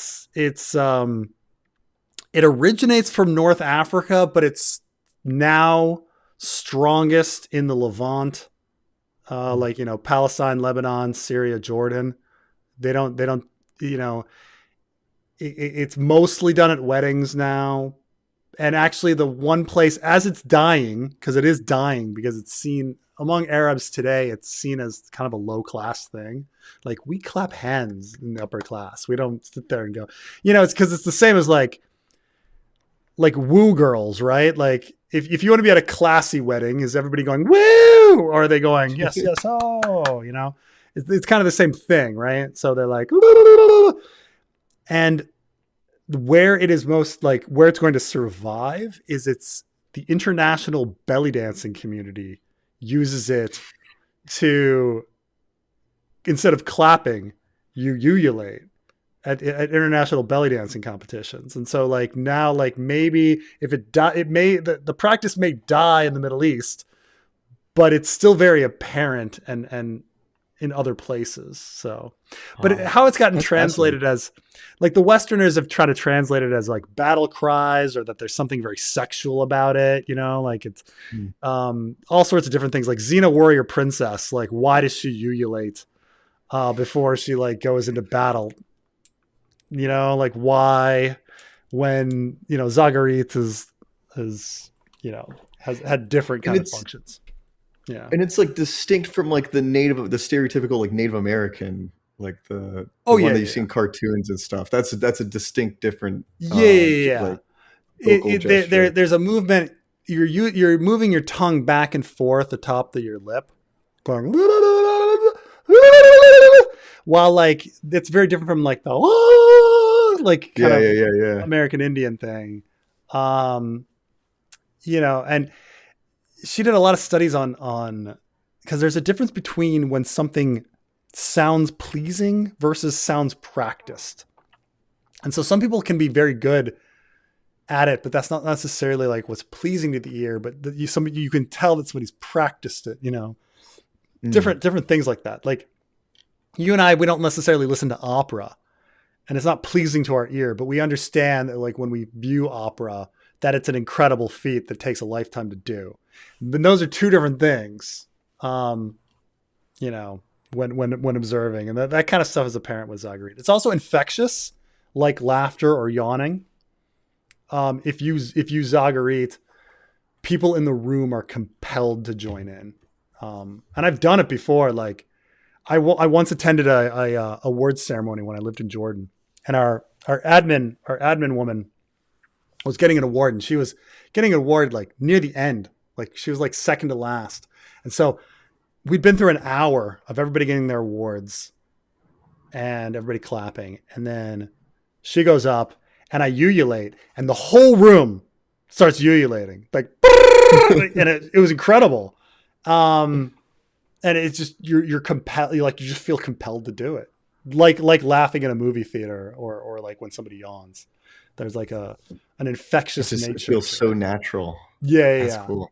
But yeah, the big thing I remember about Lawrence, you know, is that, and Omar Sharif's fucking incredible performance. He's oh my god, his whole like gay romance with T. Lawrence is great. Oh my god, I forgot like how like near explicit piercing his eyes are. Like he's out there tearing up, and like he like his like final scene where he's confronted by the other guy. He's like, "You love him, don't you?" And he's like, "I'm afraid of him, but I love him." Like you're like, oh, that's some good stuff right there. He's awesome in that movie. Oh my god. Yeah. So it was cool to watch it in theater. It was people were like, I don't know. There's that one scene where like he does his little gay walk up like Lawrence Arabia. He's like, "Hey boys," or something like that. It was funny. Yeah. But anyway, oh my gosh, I should be talking about the episode. What's the vibe on the episode? I legitimately don't know how to feel about it. Carmine and I really liked it. A lot of people in our comments are not as pro as we are about it. From judging by what I've read here, some people are lukewarm to didn't like it, which again, like this is so confusing because this episode is one giant small council meeting. Everyone loves to say how they love small council meeting scenes in Game of Thrones. Some of the ones in House of the Dragon have been a little lackluster, but this entire episode was pretty fun. I quite liked it. I don't know. But some people are pointing out that like even though as enjoyable as seeing Daemon at the beginning of the episode, it doesn't really make sense that he didn't like take a bunch of hostages and that dragon hostage. Like you're sitting there with like 3 dragons, fucking just take everything. Like you don't, you know. Is Massaria like the worst master of whispers? The fact that she did not know that Daeron's hair is brown. Like how is that not well known? You know, I guess the idea is that they hidden him, but not super well, you know, like they know of his existence, you know. He's like, what is he, like 15? Well, did they just dye the other Daeron's hair brown? Right. I don't know if they actually, because the Daeron Targaryen actor, he's involved. Oh, wow. Benjamin. Oh, his hair is very dark. Like he's Link. Yeah, hold on. Let me send you a picture of him. Press, you want me to send you this too? Yeah, please. His natural hair is actually much darker. I think that's what it is. Good looking guy too, very handsome. Here, I mean, look at this. They lightened what about Harry Lloyd's hair is like black too, right? Is it? I didn't know that. Yeah, Harry Lloyd. Yeah. Oh yeah, his hair's real dark. It's like my hair color almost. It's like but blue eyes. Yeah, that's crazy. Yeah. Yeah, this is gonna. Okay, I know I'm gonna put this. I'm gonna put this picture up, and Trey's gonna cream his pants. But I'm not. Yeah, no, he looks good with the wig. I like him with the long hair. Or wait, there's a movie where he's not wearing a wig and he has like long dark hair. He's very handsome. He's a very handsome man. That Harry Lloyd. Yeah, I mean, he's. I don't know. Why do you think it is like that? People have such universal love for Harry Lloyd. Is it just that he's got such a great voice? Is it that he plays he does have a a good great voice. Viserys? It's the voice. I'm looking at his because he narrates the Dunk and Egg stories, and he does a fucking great job. He hasn't done anything that makes me go, "Whoa, that was him!" Like, he plays that Viserys so good. His Viserys performance is just so fucking like where he takes the source material of this kind of like totally unlikable. He makes it his own and character. makes it better. He's 100% better than book Viserys. there's this Beatle movie coming out, The Beatles, a 4-film cinematic event. Ironically, he plays George Martin, not that George Martin, the other one, the English producer. But no, I'm looking at his line of work here. Besides Game of Thrones, nothing that he's ever done really stands out, except for Arcane. He was amazing in Arcane. I loved him as Victor. But who is he as in Arcane? Arcane Harry Lloyd? He's Victor, the like the guy with the bad leg, right? yes. Mm-hmm. So you're saying Harry Lloyd? You're saying his like greatest things are like his voice acting. Kind of, yeah. Yeah, because I can't think of any other roles he's done besides Game of Thrones. It says he's Charles Dickens' great grandson. Jeez. Sure he is. Sure he is. Well, Carmine, it's very interesting that the leaks are being pretty confirmed so far. How does that make you feel? No, the fuck they haven't. Where? Yes, they have the rat shit. Yeah, the rat shit, and then the fake Daron stuff. That's all true. I think those were leaked before the Biffo Big Storm leak you're talking about. At that High Septon, they didn't tell us his name. Maybe his name's Biffo Big Storm. Apparently, they've given him a name like Balaman or something, which is, I mean, in like credits and stuff, which is ridiculous because High Septon. Hold on. Hold on. Hold on, Trey. There's a Twitter user named Biffo Big Storm, and he's following me. Let me see, and he's retweeted the fucking leaks. Let me see here. There's no shot. There's no fucking shot that the rat stuff is true. It's yeah. I'm looking for it. I'll get back to you. I will say I kind of, I don't know. I feel like Rhaenyra is going crazy a little too quickly.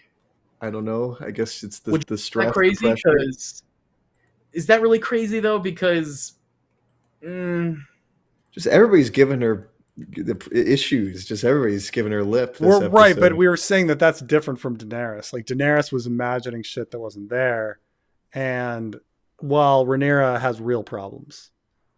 She's got 99 problems and I mean, the one thing that she does that's crazy is not legitimize Adam. Like that's the one crazy shit that she does. Everything else she does is, I mean, I guess the rat thing was just like, why did you do that? That's just gonna piss people off. I don't understand that. Yeah, what's with the rats? Like, yeah, like why? Because it just doesn't seem in her character to be cruel like that. You know, she's well, she didn't force him to eat it. She just it was just for show. Yeah, just for show. Okay, just for show. And then the thing I got out of that scene more was Torrin Manderly, like, hey there. And then I'd be like, why is Manderly here? How did he get all the way from the north? Because in the source material he travels down. Hold on. So Trey, this is why it's bullshit, right? None of this is like spoiler for any future episode. This was supposed to be episode 2. Okay. Alan is looking for any signs of Jace/other survivors. On his return to Dragonstone, Corlys tries to discuss the nature of Jace's death with Rhaenyra. She refuses to hear any of it. Baela blames herself for Jace's death and believes Rhaena to be dead too. While Alan looks for Jace's body in the gullet during episode 2, his boat is attacked by the cannibal. None of that happens. 0%. That was zero. Nothing. All right. I remember the rats thing. The rat, isn't there like a rat thing, Carmine? Like that she forced them to eat rats? That was like rumors before anything. The one thing I will say, because the guy that like put these leaks out, he's like watching our streams and he's being like, see, Carmine said it was true. No, the one thing that did come true was Ulf being scared off by Alice Rivers. That was in the leaks. That they got right somehow. But everything Carmine, else, you're right. That remember in the leaks they had Luke or Jace. They had Jace like suicide bombing his dragon into the side of a boat or something like that. Kamikazing his dragon into one of the fucking. No resemblance to that. All right. You're making me understand this. Yeah. Anyway, scuba my Steve. I was talking about this where yes, Varys I think knew about Littlefinger's financial embezzlement with regards to the Black Cells, but I don't know if we have, for instance, any idea about. I mean, he's not dumb. I guess he probably would suspect something, but the degree of everything, unless he's sending little birds to look at Littlefinger's books, he doesn't really know. And the thing is, I think there was a So Spake Martin where they asked if Varys and Littlefinger knew about each other's plans, and George said, no, not really. So they're both kind of clueless of each other for some reason. Well, remember what you just said like an hour ago. So Spake Martin's, your fanfic means more than your fanfic is more canon than So Spake Martin's. I know, but does it seem logical that like they wouldn't? I mean, these are two. This is one of those situations where it's like, you know how like Tyrion wastes all of his fucking energy in A Clash of Kings, like countering Cersei and spying on Cersei for no fucking goddamn reason. Like Littlefinger and Varys should be wasting all of their resources on each other. They should 100% like suspect each other and be like, let's keep an eye on each other. And then but they just don't. They're just like operating independent, just be like, well, that's a major fucking unknown, but I'm just gonna let that unknown be unknown. You know, which is weird, considering that they're like they've got their fingers in everything. But, so I think it's one of those situations where Varys probably has a hint of the embezzlement, especially considering his Rugen the jailer, but doesn't know the full extent of Littlefinger's financial embezzlement. Inconsistency in the story and characters between episodes is bad, but inconsistency between season 1 and season 2 and season 3 is wild. If you count this as the beginning of the true beginning of season 3, there is a big shift. There's a big shift in all of the characters, admittedly. A big shift in Rhaenyra and the tone. But that's one of these things you kind of expect. Like you expect a new season, a new chapter, like people to be a little different. But so I don't know. I do wonder about the casuals who have no knowledge about the seasons getting cut short and all of that. Like, aren't they taken a little off? Like, we all know that this is the true beginning of season 3. But most people don't. Most people are going to be like, this is really weird that this season 3 is so totally different than episodes 1 and 2. They're going to be like hit smacked with it, being like, this is fucking odd. But this was one of the best Hot DS episodes and the loudest I've gasped in the show when Corlys called Joffrey a bastard. That's the thing, is he called him a bastard in front of Luther Largent. Like, man, like that was the thing that got me. I was like, whoa, Luther Largent is standing right fucking there. It's one thing to like scream at her in private, but Luther Largent was right fucking there. They had those people in the courtyard too, just moving the furniture. Yeah, that's pretty bad. Well, does he do anything like that in the source material? I don't think so. I don't think he asked her he asked her to legitimize his son, and then I guess it's implied that she hesitates, but like Jace then says legitimize him, and she legitimizes him. It's all in the same paragraph. So it's just like, that's it. Because it's I'll read it again here. It fits because he's in a very low moment. He's lost everything at this point for trying to defend her, so he's breaking it. Yeah. It didn't bring up. Yeah. So this comment is bringing that Corliss didn't bring up Vaemond. That like he killed. Vaemond was his cousin or brother. What was Vaemond to him? Cousin. That's true. I mean, it's strange that he didn't even. He brings up his home, but he's like, I give up my wife.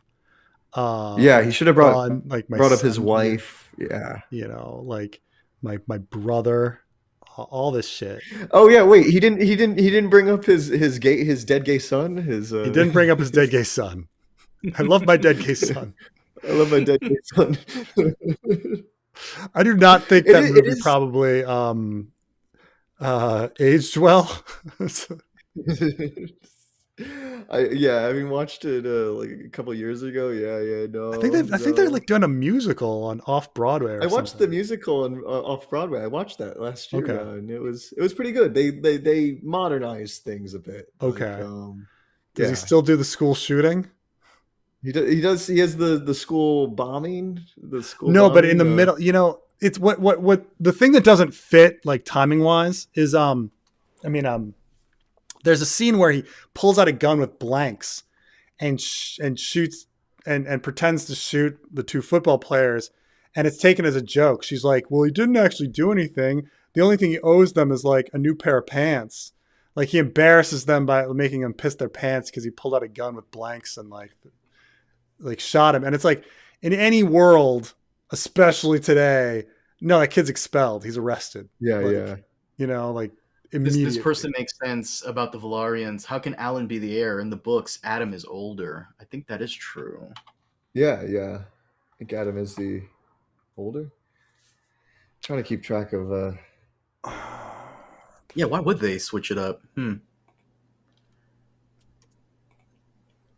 It is very weird how little they mention what's his son, his gay son, what is his name, Laenor. It's crazy how little they bring up Laenor at all. Like they do that change and just everybody's forgotten about it.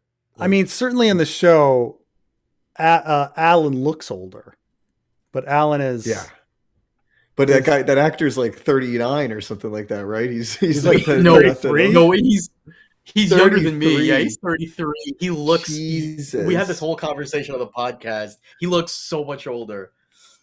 Preston had his whole shtick about black and crack.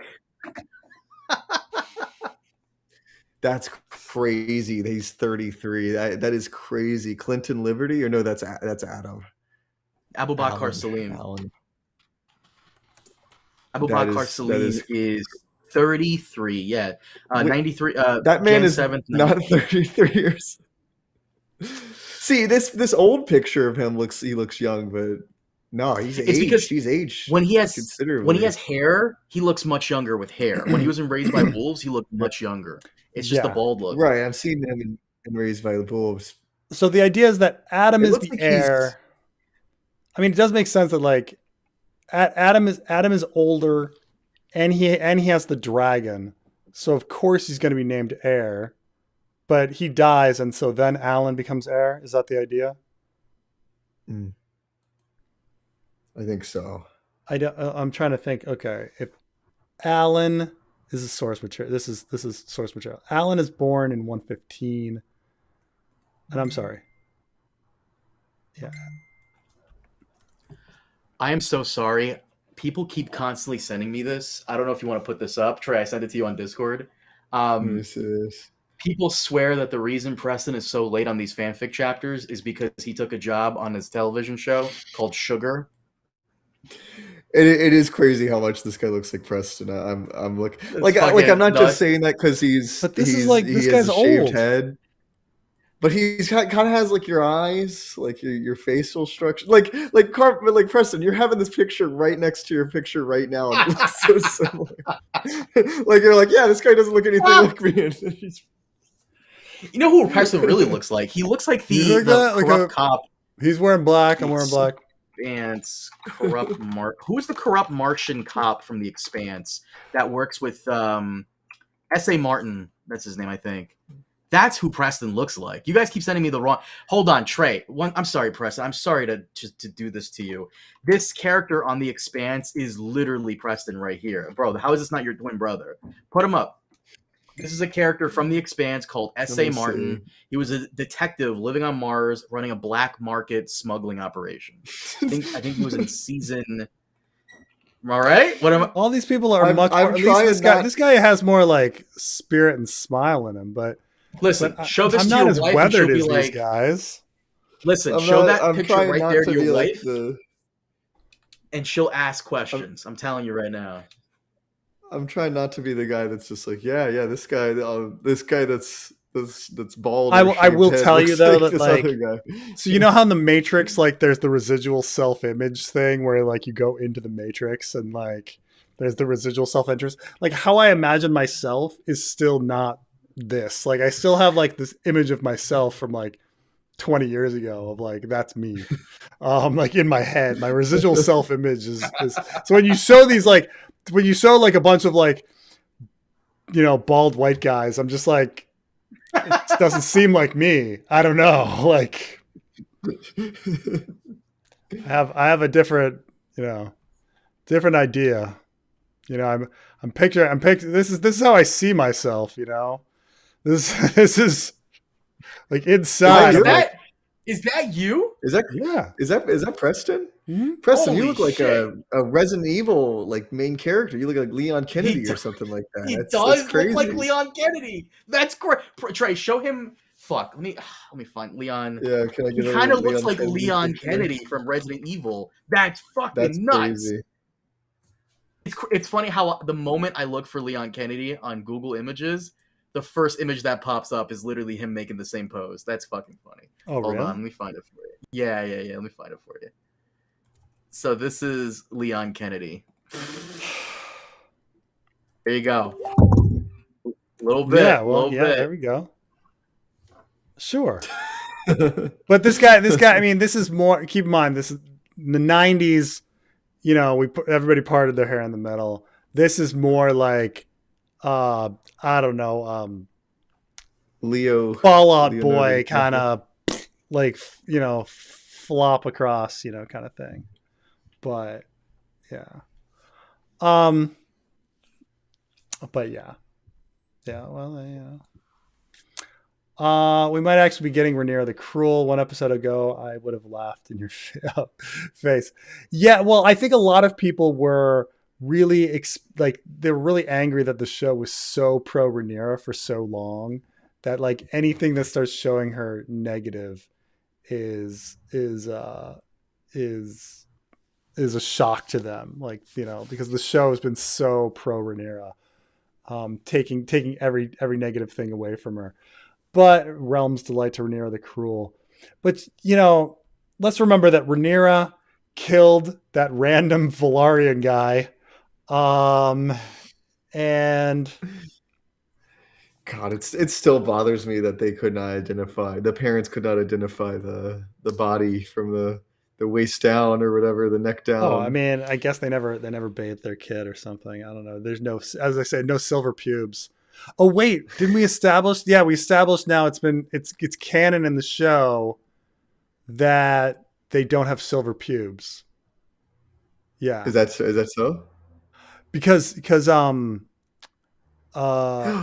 yeah, you're right. Egg said that he was pulling, he was growing black hairs on his penis, and Dunk was like, yeah, you need to not talk to me about that or whatever.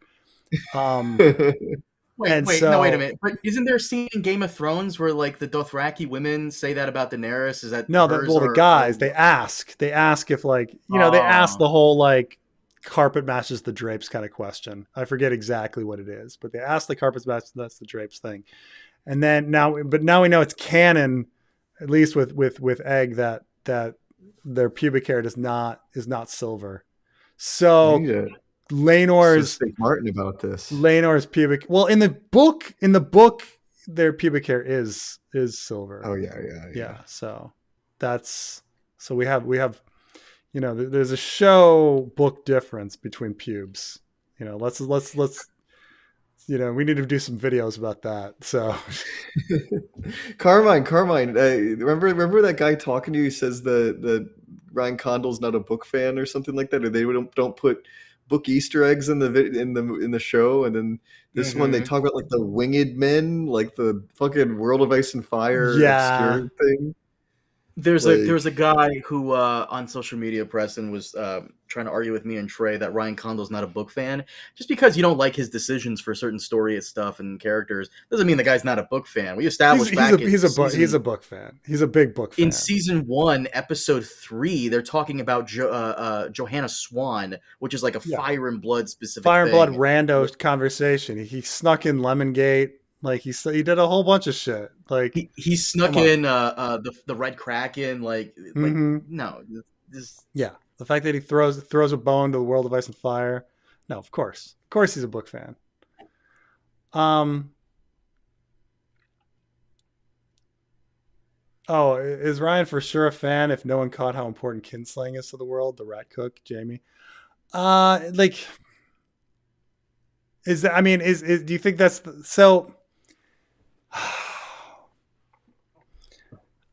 Look, I understand that it's rats, but I don't necessarily think that they're making rat cook references here because the source material talks about rats, but it's about the rats bringing down the bear. And I think they're leading up to that, which is the storming of the Dragon Pit and the riot of King's Landing and the death of Joffrey. I mean, that is the big thing. Like, she's not eating the rats, like she's not kinslaying. She hasn't killed any of her kin yet. She's if everybody, Aemon's the one that killed Luke. She hasn't killed anybody yet. And in fact, Rhaenyra doesn't kill anybody. She doesn't kinslay at all. So I don't know if the rat cook applies to Rhaenyra in any respect. You could make the argument that Daemon is a kinslayer.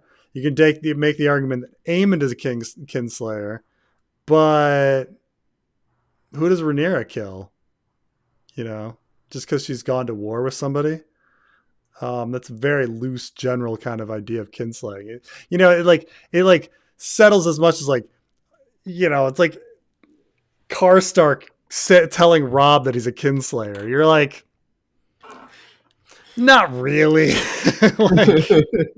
We're pretty far removed from each other, and that's a more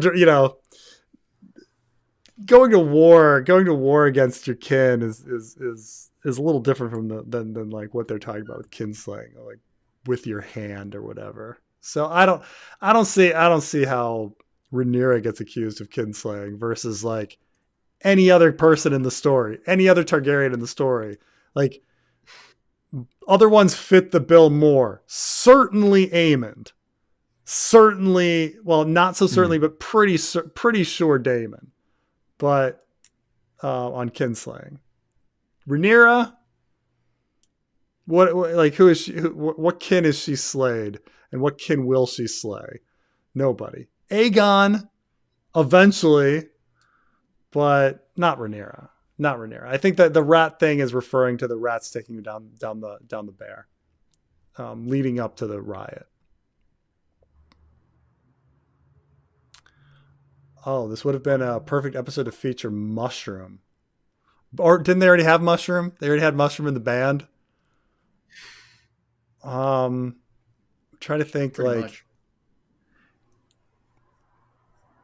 I'm trying to like as a fool that shows up at court. That's I mean, there's a lot of people that could have appeared here. It could have had Septon Eustace, but we didn't. Every episode could have had somebody, but.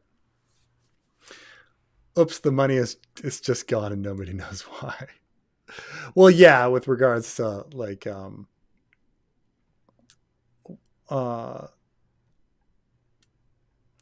the the Tywin Lannister. I mean, I guess it makes sense though. I want to say that wasn't this similar in. Oh, this was similar with the Antler Men, right? Like they kill all the Antler Men, and then they're like, who owes us money? Oh, the Antler Men. Oh, they're all dead. You know. So in this situation, like, who would have known where the money was? Well, probably Otto, and if not Otto, uh, Iron Rod. But it's actually untrue because I think Laurie says he snuck it out somehow. It was like a secret kind of thing, or at least he snuck out some of it. So it's either Laurice or Thailand, right? But even if they know where it is, it doesn't really help them. Like knowing that they took all of the money to Old Town or to Lannisport doesn't really help them. You may, or the other thing is like, okay, you stole it. You probably took it to the Brank of Bravos. Then you show up in Bravos and you're like, yeah, I'd like my money back. They'll either say like, here it is, or they'll say, fuck off. It was put in under a different name. But it being a secret is not really, like, knowing where it is not really that useful. Because it's not like they put it somewhere. It's not like they're like, oh, I hid it in a tunnel, like, or something. Like, they clearly, you don't know where it is, but they clearly took it someplace you can't get to it, unless they took it to Bravos, and then you should just go to Bravos because that's one of the obvious locations that they would have taken it. You could just ask the Bravosi. But like it being a secret, I guess is not. That doesn't really make sense to me. Actually, like, oh, it went somewhere. If only we hadn't killed all of the people that knew where it went. Knowing that it went to Old Town or Lannisport doesn't change anything. No one like took the money and then like hid it in a secret tunnel. I like how I'm still seeing people bringing up Dreamfire. Nobody's talking about Dreamfire. Walder Frey is not supposed to follow the correct etiquette. How he treats his bastards and how Dorne treats them is not the norm. Well, I mean, again, like Cersei herself, like treats Rain Waters pretty well. And this is after Jon. In a Game of Thrones, Jon is not allowed to sit at the table, and it's a big deal because Catelyn thinks it's going to insult the queen. And instead, like, Cersei's completely fine with bastards and puts one on her small council. Or like she thinks that bastards are they're gonna insult people, but that Jon is gonna be an insult, but Edric Storm is still being raised, by at Storm's End. Now, granted, he's not being paraded in King's Landing. I think they use that excuse, but the fact that like Cersei's completely fine with her Rain Waters and like is considering like whether or not she should sleep, like she's considering whether she wants to sleep with him and stuff like that. She just maybe Catelyn like just didn't understand Cersei. But it's I count it as that's not how Catelyn is presented. Catelyn is presented as this very intelligent woman who outthinks Tyrion, who is on the same level as Tyrion. Her writing prose is Tyrion level. It's she's super, super intelligent. Her being mistaken about bastards and how bastards function in Westerosi society. Her like having the excuse that she's just an idiot, like doesn't fit. Like doesn't jibe with like who the Catelyn character is. Like it's just that George changed his mind on bastards. And that's all it is. Like he decided that it wasn't so bad to be a bastard after all. That's pretty much it,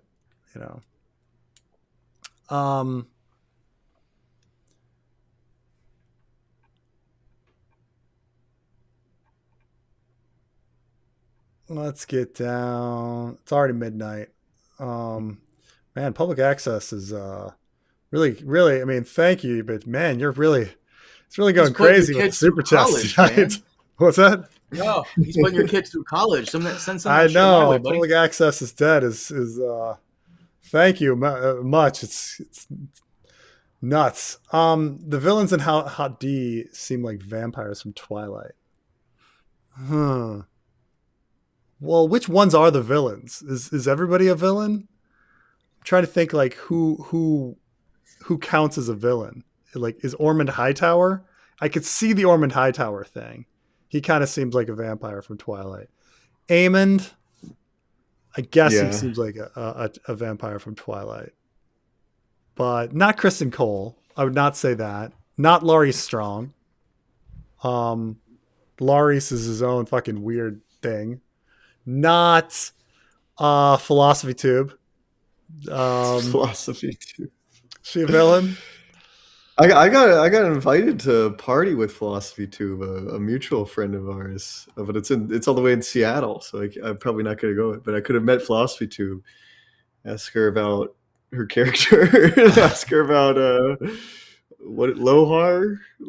Yeah, if she was trying to like, how much was she trying to like play up the flirting with Thailand? Do you think it was working? How was the actor? Trey, you gotta go. You gotta go I'm not totally. You gotta go and totally ask Philosophy Tube some questions about, like, is Quentin really alive? Like, do you think she knows? Is she a huge Ice and Fire fan? What's your opinion? What's your opinion on the Quentin is alive? Do you think the White Walkers have something deeper going on with them? Like all these like, what are you talking about? She'll be like, I don't think she is. I think she's like a theater kid. I think she's like into Shakespeare or something like that. I feel so bad for the House of the Dragon actors. Did you see someone tagged both you and me in this? Did you see someone trying to ask the Jace actor about George's feud with Ryan Condal? No. What would Jace know about that? Yeah. Well, exactly. Why even ask that? I'm just like, what did he say? He's like, I don't know. He literally said, I don't know anything about that. I just show up and act, which is the best response you could possibly give. That's my job. Yeah. I'm not going to butcher my career. I'm not going to shoot my career in the foot by giving some kind of thing, even if I know stuff. But also it's like, yeah, I mean, like, imagine, I don't know, asking a janitor at Tesla, like what the new products that were coming out are. Like, you're just like, that's not my role. Like, my role is to clean the toilets. You should have gone to that Philosophy Tube thing, because Philosophy Tube has been in Star Wars and now House of the Dragon, so she could have totally hooked you up. What's she been in Star Wars? What was she in Star Wars? She was in the Acolyte, one of the witches from the Acolyte. Oh, was she? Didn't see it. Unfortunately, she's totally making the. Is she totally transitioning to being an actor? Give him that. He's a dad. Give him that one. Just give him that joke. Dad joke right there. Just let him have Philosophy. I like how I just call her Philosophy Tube. I don't even Abigail Thorne. Oh, okay. Here she is in Star Wars. She's just making the circuit. Yeah, she's in all this stuff. Look at her. We have mutual, like, I'm like 1 degree connection just separated from her. We have like a lot of mutual friends. Oh, I never met her. Get her on. We can do interviews. Get her on. Next headcanon. So you know anything about biblical scholarship, New Testament scholarship? Like, you're like, this gets 10,000 views. It's totally up your alley.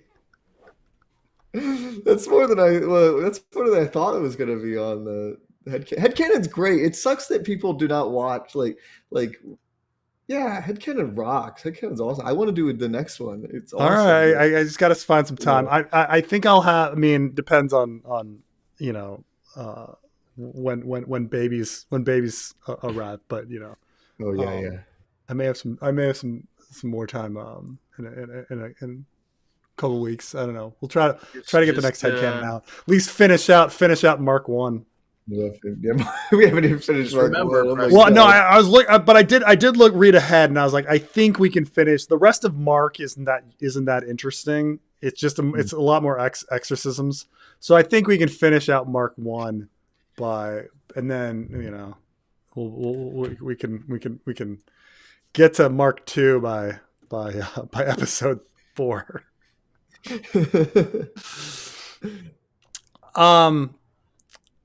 Brilliant move by the Rogue Prince, taking fake Daron hostage and leaving Tessarion with Ormond. What will he do next? It is true. I think the more we examine Daemon's move here, he should have taken Tessarion and a dozen other hostages.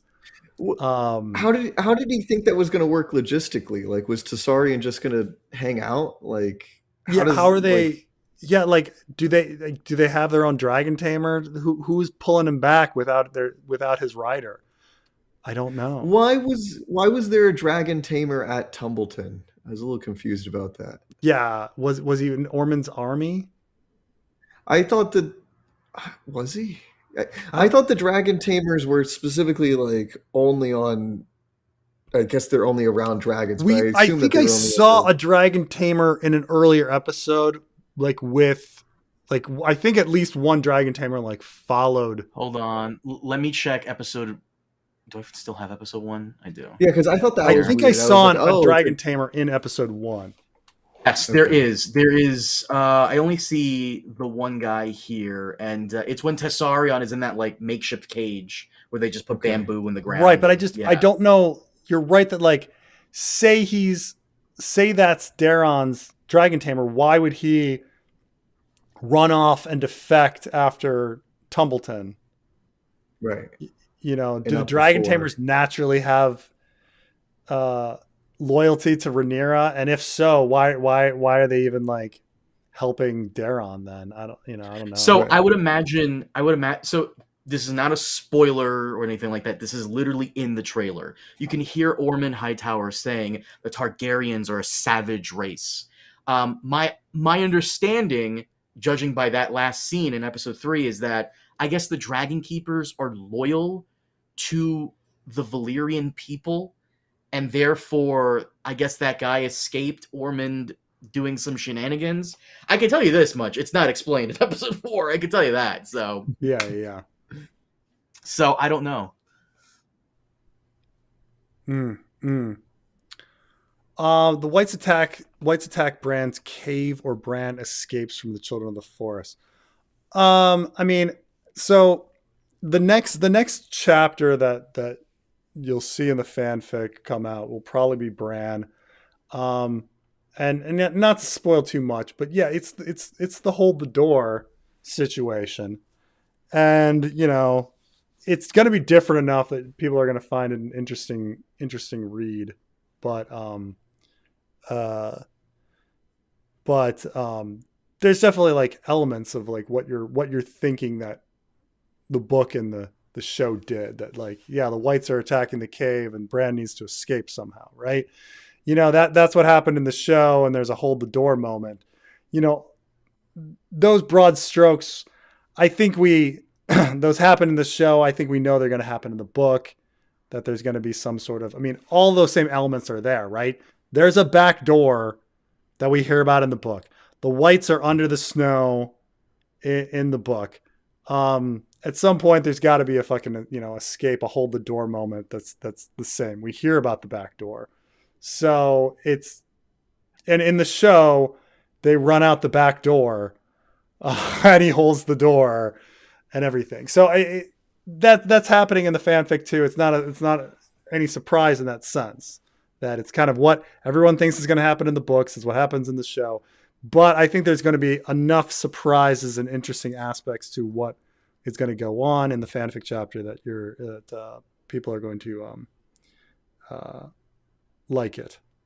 I told Carmine about the plot, and he thinks it's a pretty cool idea. So which one specifically, for which character? Bran.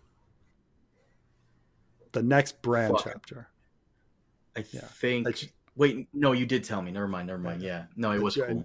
Yeah, that you're on board with. By the way, I gotta call out this comment here. It's fucking gold.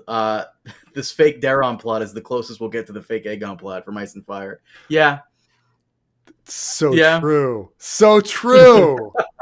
That's a really good point. Who said Ryan Condal is not a fan? Who said That's this? yeah. Who said? That guy. You're right. Should have just given him blue hair. By the way, I would imagine, and this is me just trying to make sense of it. I know people say I run defense. No, I'm just trying to make sense of it. I would imagine Damon knows that if you take a writer from his dragon, the dragon just kind of like sits around doing whatever the fuck, and it's not really much of a danger. The connection is still there, but it's not strong enough to be too much of a problem. I would imagine that's the reasoning. But that is true. Unless they give you the wrong fucking person. But yeah, but you are right that like if you take the rider, the dragon is useless for a while. For a long while. 90s Preston is super hot. This is what's funny is in life, I feel like when I was the hottest, I got the least play. And as I got older and more confident, like things got better. But I totally like no one was taking advantage of Hot Preston. Like Hot Preston was wasted.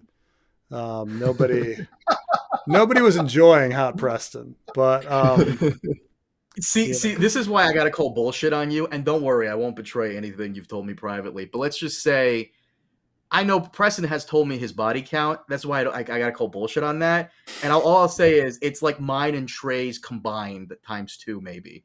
Like it's nuts. Really? Like motherfucker is like being very humble about what he's saying right now. Don't believe anything he's saying. He was all late in life. All late in life, man. Oh really? He was Leon Kennedy. Don't listen to anything he said. God damn. It's a Peace Corps. No. I mean, it's just Preston, the submissive and breedable. Ban that guy immediately. What the fuck? Back to public access instead. Back again. The promise of fire and blood at the end of season 1. Transition. Rhaenyra and Alicent make up. Now we have some tension building. They might commit. I'm trying to remember. Let's see. The Promise of Fire and Blood season 1 ends with with Rhaenyra super angry about Luke's death, and you're thinking, "Oh shit, something's gonna happen now," and then they make up. They make up. Now they're friends again. So now we're getting back to the tension building again. It is a bit. It is the on again off again hatred romance between Rhaenyra and Alicent is a bit like a romantic comedy. There's only so long that Sam and Diane can beat around the bush, flirt, get together, break up. It's the same thing with Alicent and Rhaenyra. There's only so many times we can fucking go down this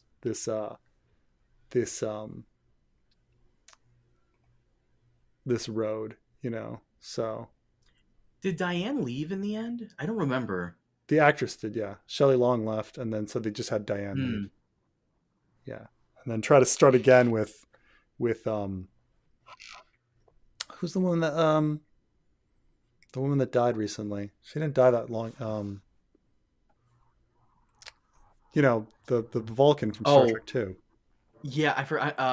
Allie something. Allie. Kirstie Alley. Kirstie Alley, thank you. We gotta look it up. Kirstie Alley. Let's be real here. Sam's only true love is the bar. Let's be real. Depends what season, man. Depends what season. I mean, that's what they did in the end, but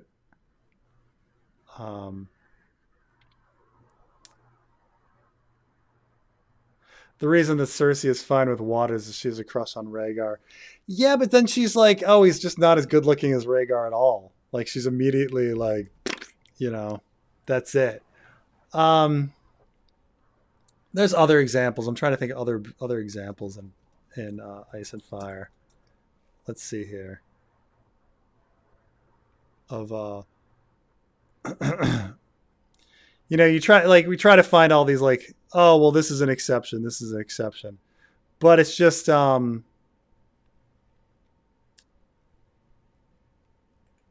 Let's see.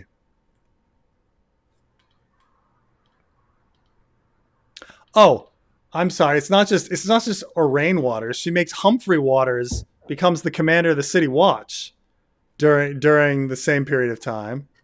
We don't know anything about Humphrey Waters, which is so it's this big mystery of like whether he would be what his loyalties are because we don't know his house. But Humphrey Waters, and again, like everybody's like, oh well, you can't use Walder Frey or Dorne because they're so different. Let's see. There's a bastard in Old Town. I think is in an important position too. Let's see Reach. here. If it's a Tyrell bastard, maybe? Yeah, Garrett Flowers. Yeah. He is first cousin to Mace Tyrell. Bastard first cousin. Yeah, and he's the what is he? And then is Garth the Gross. Garth the Gross is a bastard. Right? I didn't even think about Garth the Gross being a bastard. Like, you know how like they always want to send Garth the Gross to That's crazy.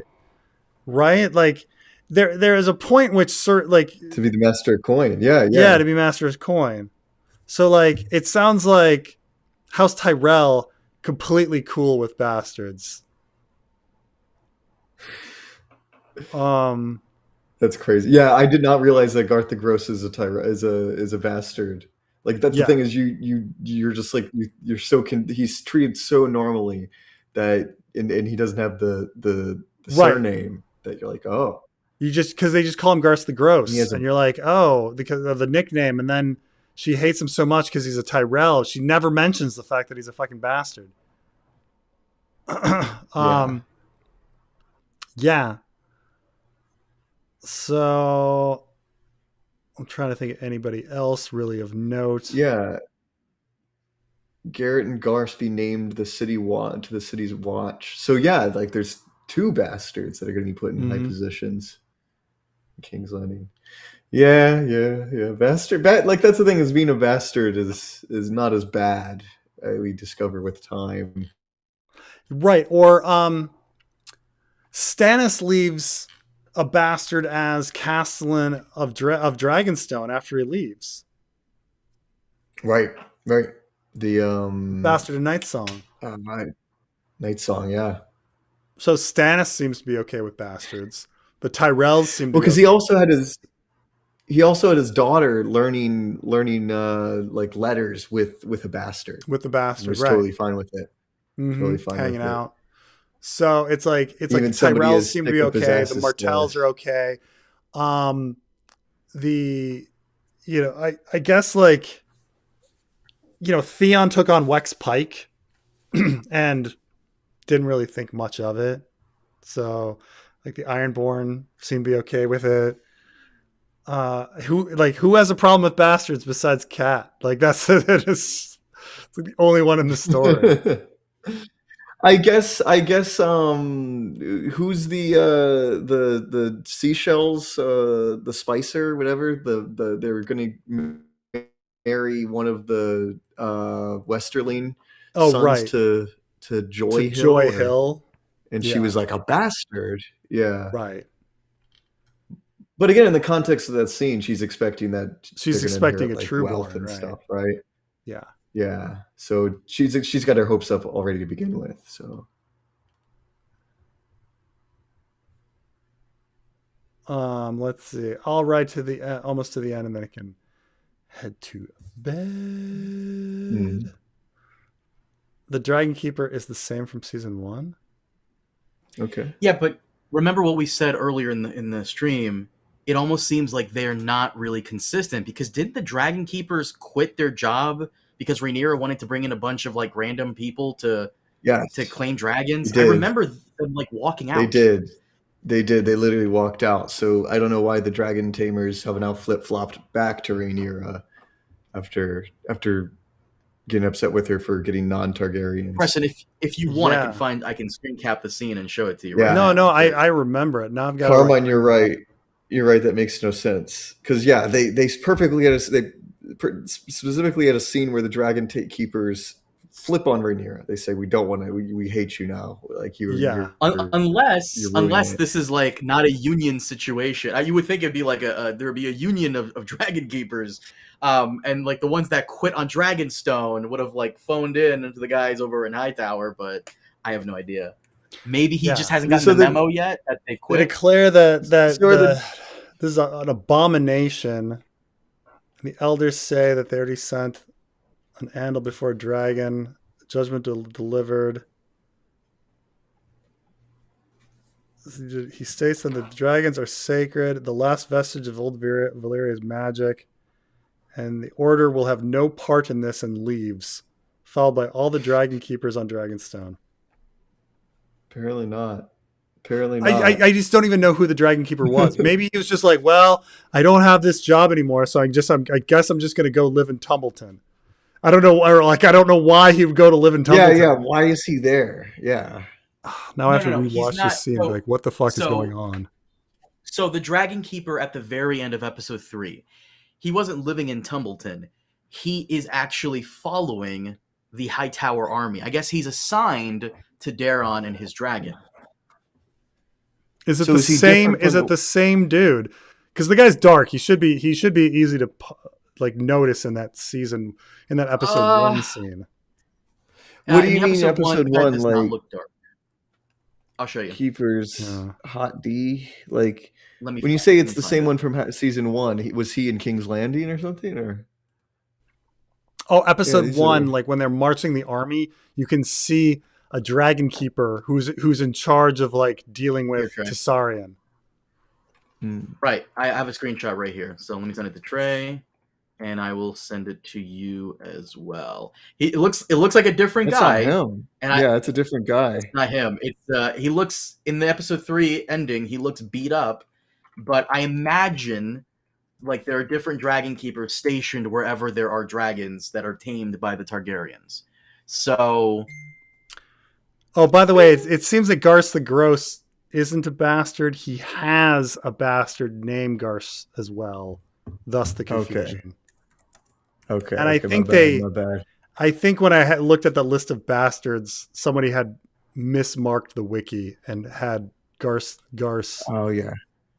Garth Flowers as Garth the Gross when it wasn't, or something, or maybe I misread and it said son of Garth the Gross. I don't know. Okay, yeah, he has 2 bastards. Okay, all right, that makes sense. Right, he wants to bring his bastard children to join the City Watch. It's Garth the Gross, and then Garth Flowers, and Garrett Flowers. George sucks with this naming convention. That's other shit. George.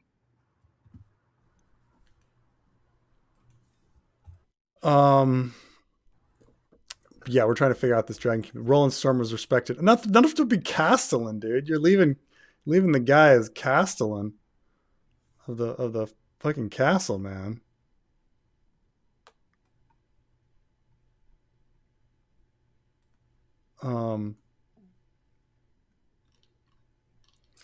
Gross has 2 bastards. Westerosi women have no standards. Well, that's true. Westerosi women don't. I mean, they just.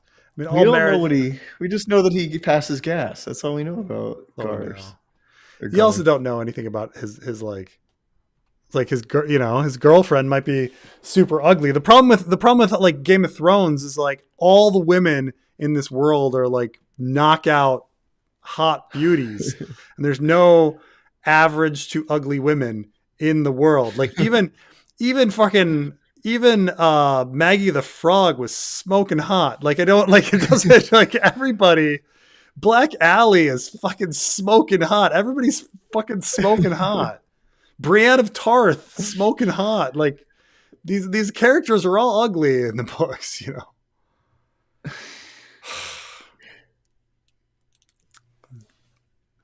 But yeah, so I've got to figure out this Dragon Keeper thing. I'm like, why this guy? There's nothing to figure out. That he was He following the retired. army to keep the dragon. Retired. He moved to Templeton. He's working there. No. The bar. army arrived. The Green Army arrived in Templeton. In between from what happened, like they were camped out in the fields. Then they arrived in Templeton. Carmine, but why are they supporting Rhaenyra now? Didn't they say we swear off this order? The order is disbanded. We hate you. The only thing that makes sense with that is that you have like different orders of dragon keepers, or maybe like smaller sects, or maybe smaller agents out in the field with like this guy and this, because there are dragon keepers in King's Landing. There's dragon keepers in on Dragonstone, and I would imagine now that Daeron is being fostered in Old Town, or there was a dragon keeper there to help him with his dragon. This is such a good point. They even made Lolly Stokeworth hot in the show. You're like, yes, they did. Lolly Stokeworth was made hot in the show. They made Gilly hot. Lolly Stoke, like even the people that are like inbred and simple are still hot in the show. Like even the Frey daughters like not too bad either. The one he marries is super hot. But it's hard to know about the ones on the line or whatever. I'm sure they like try to do something with them. This woman's not too bad. I guess she's not attractive. Like that's the thing is like even when they're trying. I'm sorry. Go ahead. Oh no, sorry. I'm looking. No, what were you saying? Well, this person here saying he's a King's Landing dragon keeper. No, he was with. I would imagine he was with the High Tower forces. That's why he escaped Tumbleton, because they arrived at Tumbleton to enact whatever their plan is next. Now I'm gonna like look back and try to find him in season 1. And was he there? The thing is, shouldn't he look up at those dragon seeds and be like, abomination? I don't want to be part of these people. Right? Like, does he not have? Did he not independent? Maybe he didn't independently come to the same conclusion as like the collective dragon keepers that were like, dude, this sucks. But it's weird that he looks at the dragon seeds and is like, it's fine. I'm like the last loyal dragon keeper in the world. Even though I was supporting the Greens up until relatively recently, apparently. But this Tumbleton, using the hostages in Tumbleton was the last straw. I think they're neutral. I'm pretty sure they're neutral, as in like they don't really, because there were dragon keepers when Aegon was going to fly from his dragon Sunfire. I'm pretty sure the one stationed in King's Landing. So I guess they're just loyal to dragons. Let me see. Obviously not, because they don't want to support the seeds. Or I guess Valyrian blood. Then take your pick. Okay. Yeah, they want. I mean, I don't think they're, considering that the dragon seeds clearly have Valyrian blood. Like they're all just bastards. Not like, true. Valyrian blood. Yeah, you should. Well, that's the thing is like even Jace and Luke are like technically bastards, right? Like if you're going to get like they're really no more, less Valyrian than. I'll send it to you, Trey. And Alicent is also not Valyrian, so like it's just. I mean, are they big on marriage? Is that it? They're just like it just seems like they're loyal to wherever they're stationed. They're just making bullshit up. It sounds like dragons sounds like they're making bullshit up. Principles. Sounds like they're making bullshit up. If you look in the picture I sent you, they're dragon seeds helping Aegon get on top of Sunfire. Same Sunfire. Yeah. Mm-hmm. I see. Yeah. You have one guy walking this way. Okay. I see him walking towards the camera. That's clearly not the dude that showed up. The dude that showed up was dark. Mm-hmm. Okay. So, and then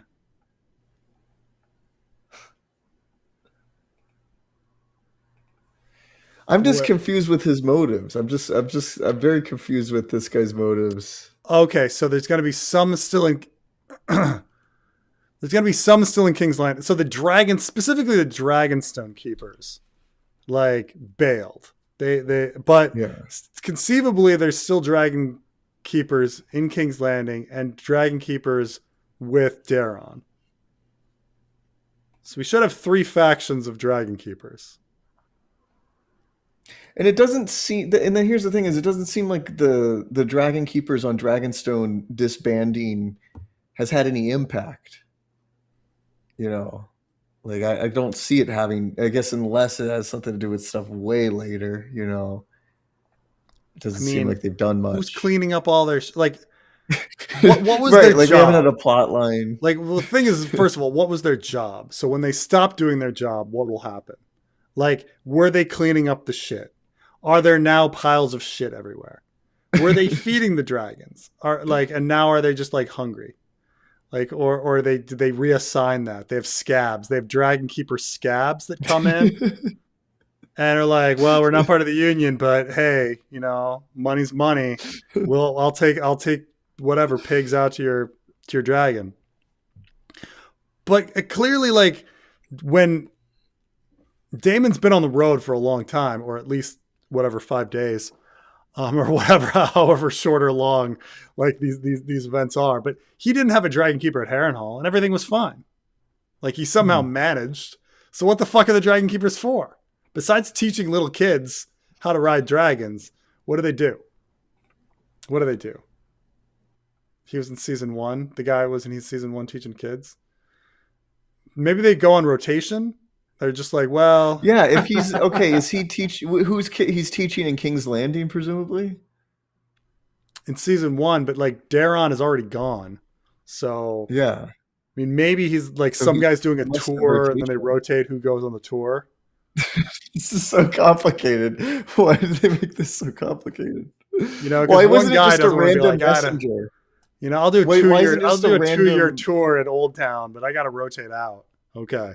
Like, why didn't they just make it a random Tumbleton guy? Like, I'm loyal to the Queen. I'm a blacksmith from Tumbleton. Right. Or use fucking Hugh the Hammer's wife. You know? Yeah. Like, this is what happened. I don't know. It just raises questions. You're like, was he with the army? Was he just living in the town?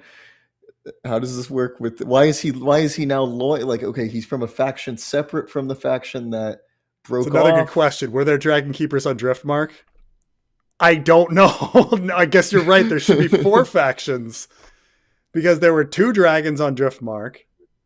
Because, you know, back when Laena and Laenor were both riding dragons, and then now we got 4. I don't know what this. They invent this whole class of people, this whole job, and it doesn't. Not sure what they do. Oh, the dragon keeper scabs is really funny. Sorry, buddy, you're not with the union. You're not with the union, but it turns out your job isn't that hard. It's just cleaning up shit and bringing out pigs. Oh man, and being able to speak fluent High Valyrian. The dragon seeds do need training. So but the guys left. Apparently so don't. No one training. They've had no time for training. And they've been doing great. And also, yeah. Wait a second. Yeah, they've survived like they went to battles, they were burning ships in the gullet. Like that looks doesn't sound like they needed anything. They needed any training at all. This is why that was my theory that Rhaenyra sent these 3 people to their deaths to try and fight Vhagar, because there's no with no training, she's sending them to fight somebody who has been doing this for quite some time, who had training. No, she sent them to their deaths. Absolutely. I mean, you're absolutely right that like, I mean, I don't know the distance and time between. I have to look back at the distance and time between episode 9 and episode 7 and episode 8, because like my whole video was on 10, 1 and 2, but like I'm sure it wasn't that much between the dragon seed, the sowing of the seeds. Like how long were but the dragon keepers weren't there to teach them anything. So, but that's the question is, okay, you've got one guy with a really powerful, I'm trying to think of an analogy to a dragon, like where Preston, people are so upset with how we're apparently overcomplicating it. People are yelling at us, saying it's not too complicated. I don't know. They didn't left. Oh my God. They told Rhaenyra they're not taking part in helping the dragon seeds claim dragons, but that didn't do anything because the dragon seeds are fine. The ones that did claim it claimed it. Like they didn't need any education apparently. right? Because they're able to fly. Like, here's the They've thing. crossed Okay, hundreds of miles. You know. let's compare it to horses. Okay, say Yeah. it's your first day riding a horse. Okay, like I'm not saying riding a horse is that difficult. It's not. But do you think after riding a horse, like mounting a horse, you're ready to take a horse on a cross country trip? To and then no. and then fight on top of a horse. Definitely not. They were able to tell the horse, they were able to tell their dragons, hey guys, God's eye. Go to the God's eye. And those dragons just went. Because in the books, Danny can't do that shit. Danny can't control Drogon and like know like where he's going. And she has this whole thing about lashing and how he like it's different than a horse because he like bites towards the lash and all these different things. It was complicated. And this person's yelling at you. Horseback riding is not hard. Yes, it is. Yes, it is. It's hard to do it well. It's hard to be. It's hard to do it. Yeah, you can't. You're not gonna be able to fight on a horse day one. Fuck off. You need, right. You need training. I understand that. Like, okay, day one you can go on a trail ride, on a walk, but I don't think even day one like I don't think day one you're able to gallop like on a horse. Yeah, day one if you try galloping, you're gonna fall off. You're gonna fall off if you try galloping. You know, and then you have the gullet where like they're able to shoot, like, not get fire where they want to go. Know? So they're able to take their dragons, like land them. That's the thing is like they now like mounting, take off, directing them where they want to go. Like, do any of these guys know the map? Like, these are peasants. These are peasants. Wait. This person here just reminded me. Yes, this is true. The Dragon Keeper. So this is also just boils down to inconsistency between seasons. The Dragon Keepers were carrying Jace's body to Rhaenyra in the beginning of episode 2 of season 3. That's true. Oh yeah, that's wait a true, second. They were. So the Dragonstone Dragon Keepers. It's just inconsistent. The person here is also saying like they didn't really quit their job. They're just telling Rhaenyra that they're just not going to help her with the Dragon Sea thing. Sure, but this is... It sounded more serious than that. The way they phrased it sounded like they were quitting full stop, you know. Like, right, no, like this is the queen, and you're sworn to her and House Targaryen, and you're saying we're not going to obey you. You're pretty much quitting. Like there is no like can't help you here. It's either you do it or you die or leave. Well, maybe that's it. Maybe they did the job swap. Like because why are Dragon Keepers dealing with dead bodies? You'd have other servants for that specific job. You should have Silent Sisters. I think we did a job swap that maybe the Silent Sisters are now fucking cleaning up dragon shit and like feeding the dragons. And the Dragon Keepers are doing the Silent Sister work in order to like deal with the situation. KP9 here actually has a very, very phenomenal comment. How are the Dragon Keepers monolingual? Yeah, they only ever speak High Valyrian. They never speak English ever. That's true. Huh. Like, so are like people, do they only ever interbreed and they only like keep to each other with company and that's it? Like, no, I mean they're it's an easy answer. They're just all from like Tyrosh. Like that's it. Like that's just the easy answer. They're just all from fucking Tyrosh. You spent like the last 10 minutes overcomplicating the fuck out of this. But this is the easy answer. You're like, oh, they all speak High Valyrian. Yeah, they just bring some guys from Tyrosh and they're like, okay, I got you. That's it. They outsource. Got it. Yeah. Yeah. That's why they only want guys from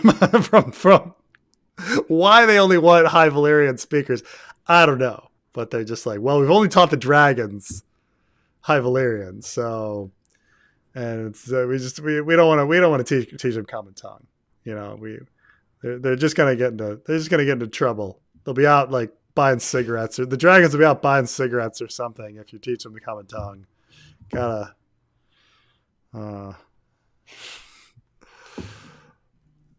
yeah, why do? I mean, I guess you could claim that they're like some weird. Maybe they're Volantian zealots or something that like are really into like being like feeling like they're Valyrian, some bullshit like that.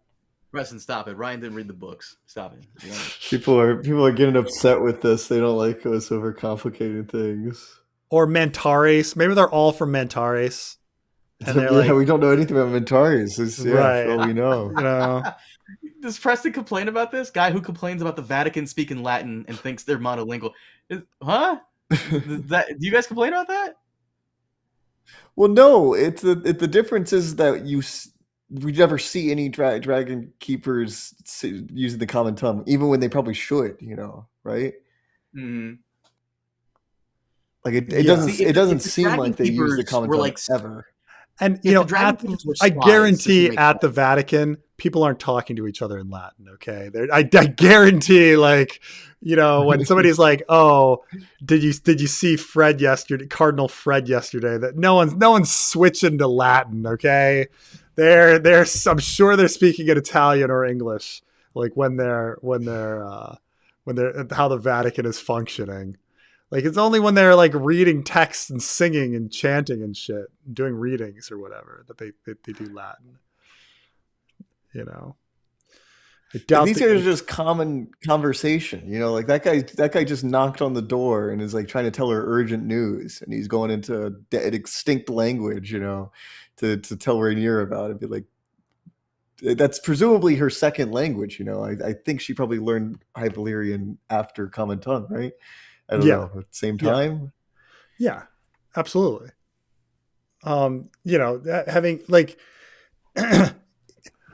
look, my wife is, grew up in a household where her parents spoke to her in Chinese and she refused to speak it back.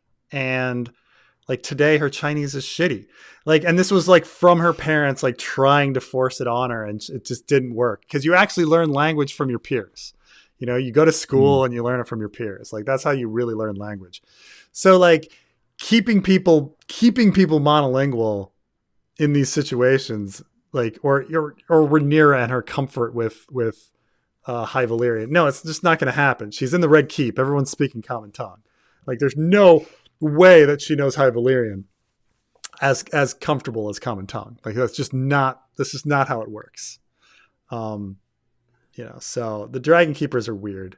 They're really weird. They must only talk to each other. They must all be from like Mantares or something. That's it. It's not a job, guys. It looks like a cult. It's probably true that it does look like a cult, but you know, how do they get members and stuff? You know, like are they descendants of the same people, or do they get new members? You know, like they spent a summer abroad and now only speak in Valyrian. Yeah, true. Yeah. Oh, yeah. I guess the Dragon Keeper did get the jetpack. I don't know how he made it that fast, but you know, everything.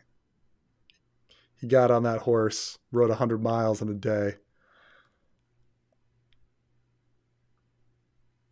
Yeah, it'd be funny if like somehow Aegon is really bad at High Valyrian. It'd be funny if all of their High Valyrian was actually shitty. Like, they've like, but we don't know. It sounds like to our ear, we're like, oh, it sounds so great. But they're actually being like, Rhaenyra, quiero ir biblioteca, you know, like, it's really like that. like if you actually had like a guy from Mantares or whatever there, he'd be like, oh my God, these people's accents is dreadful.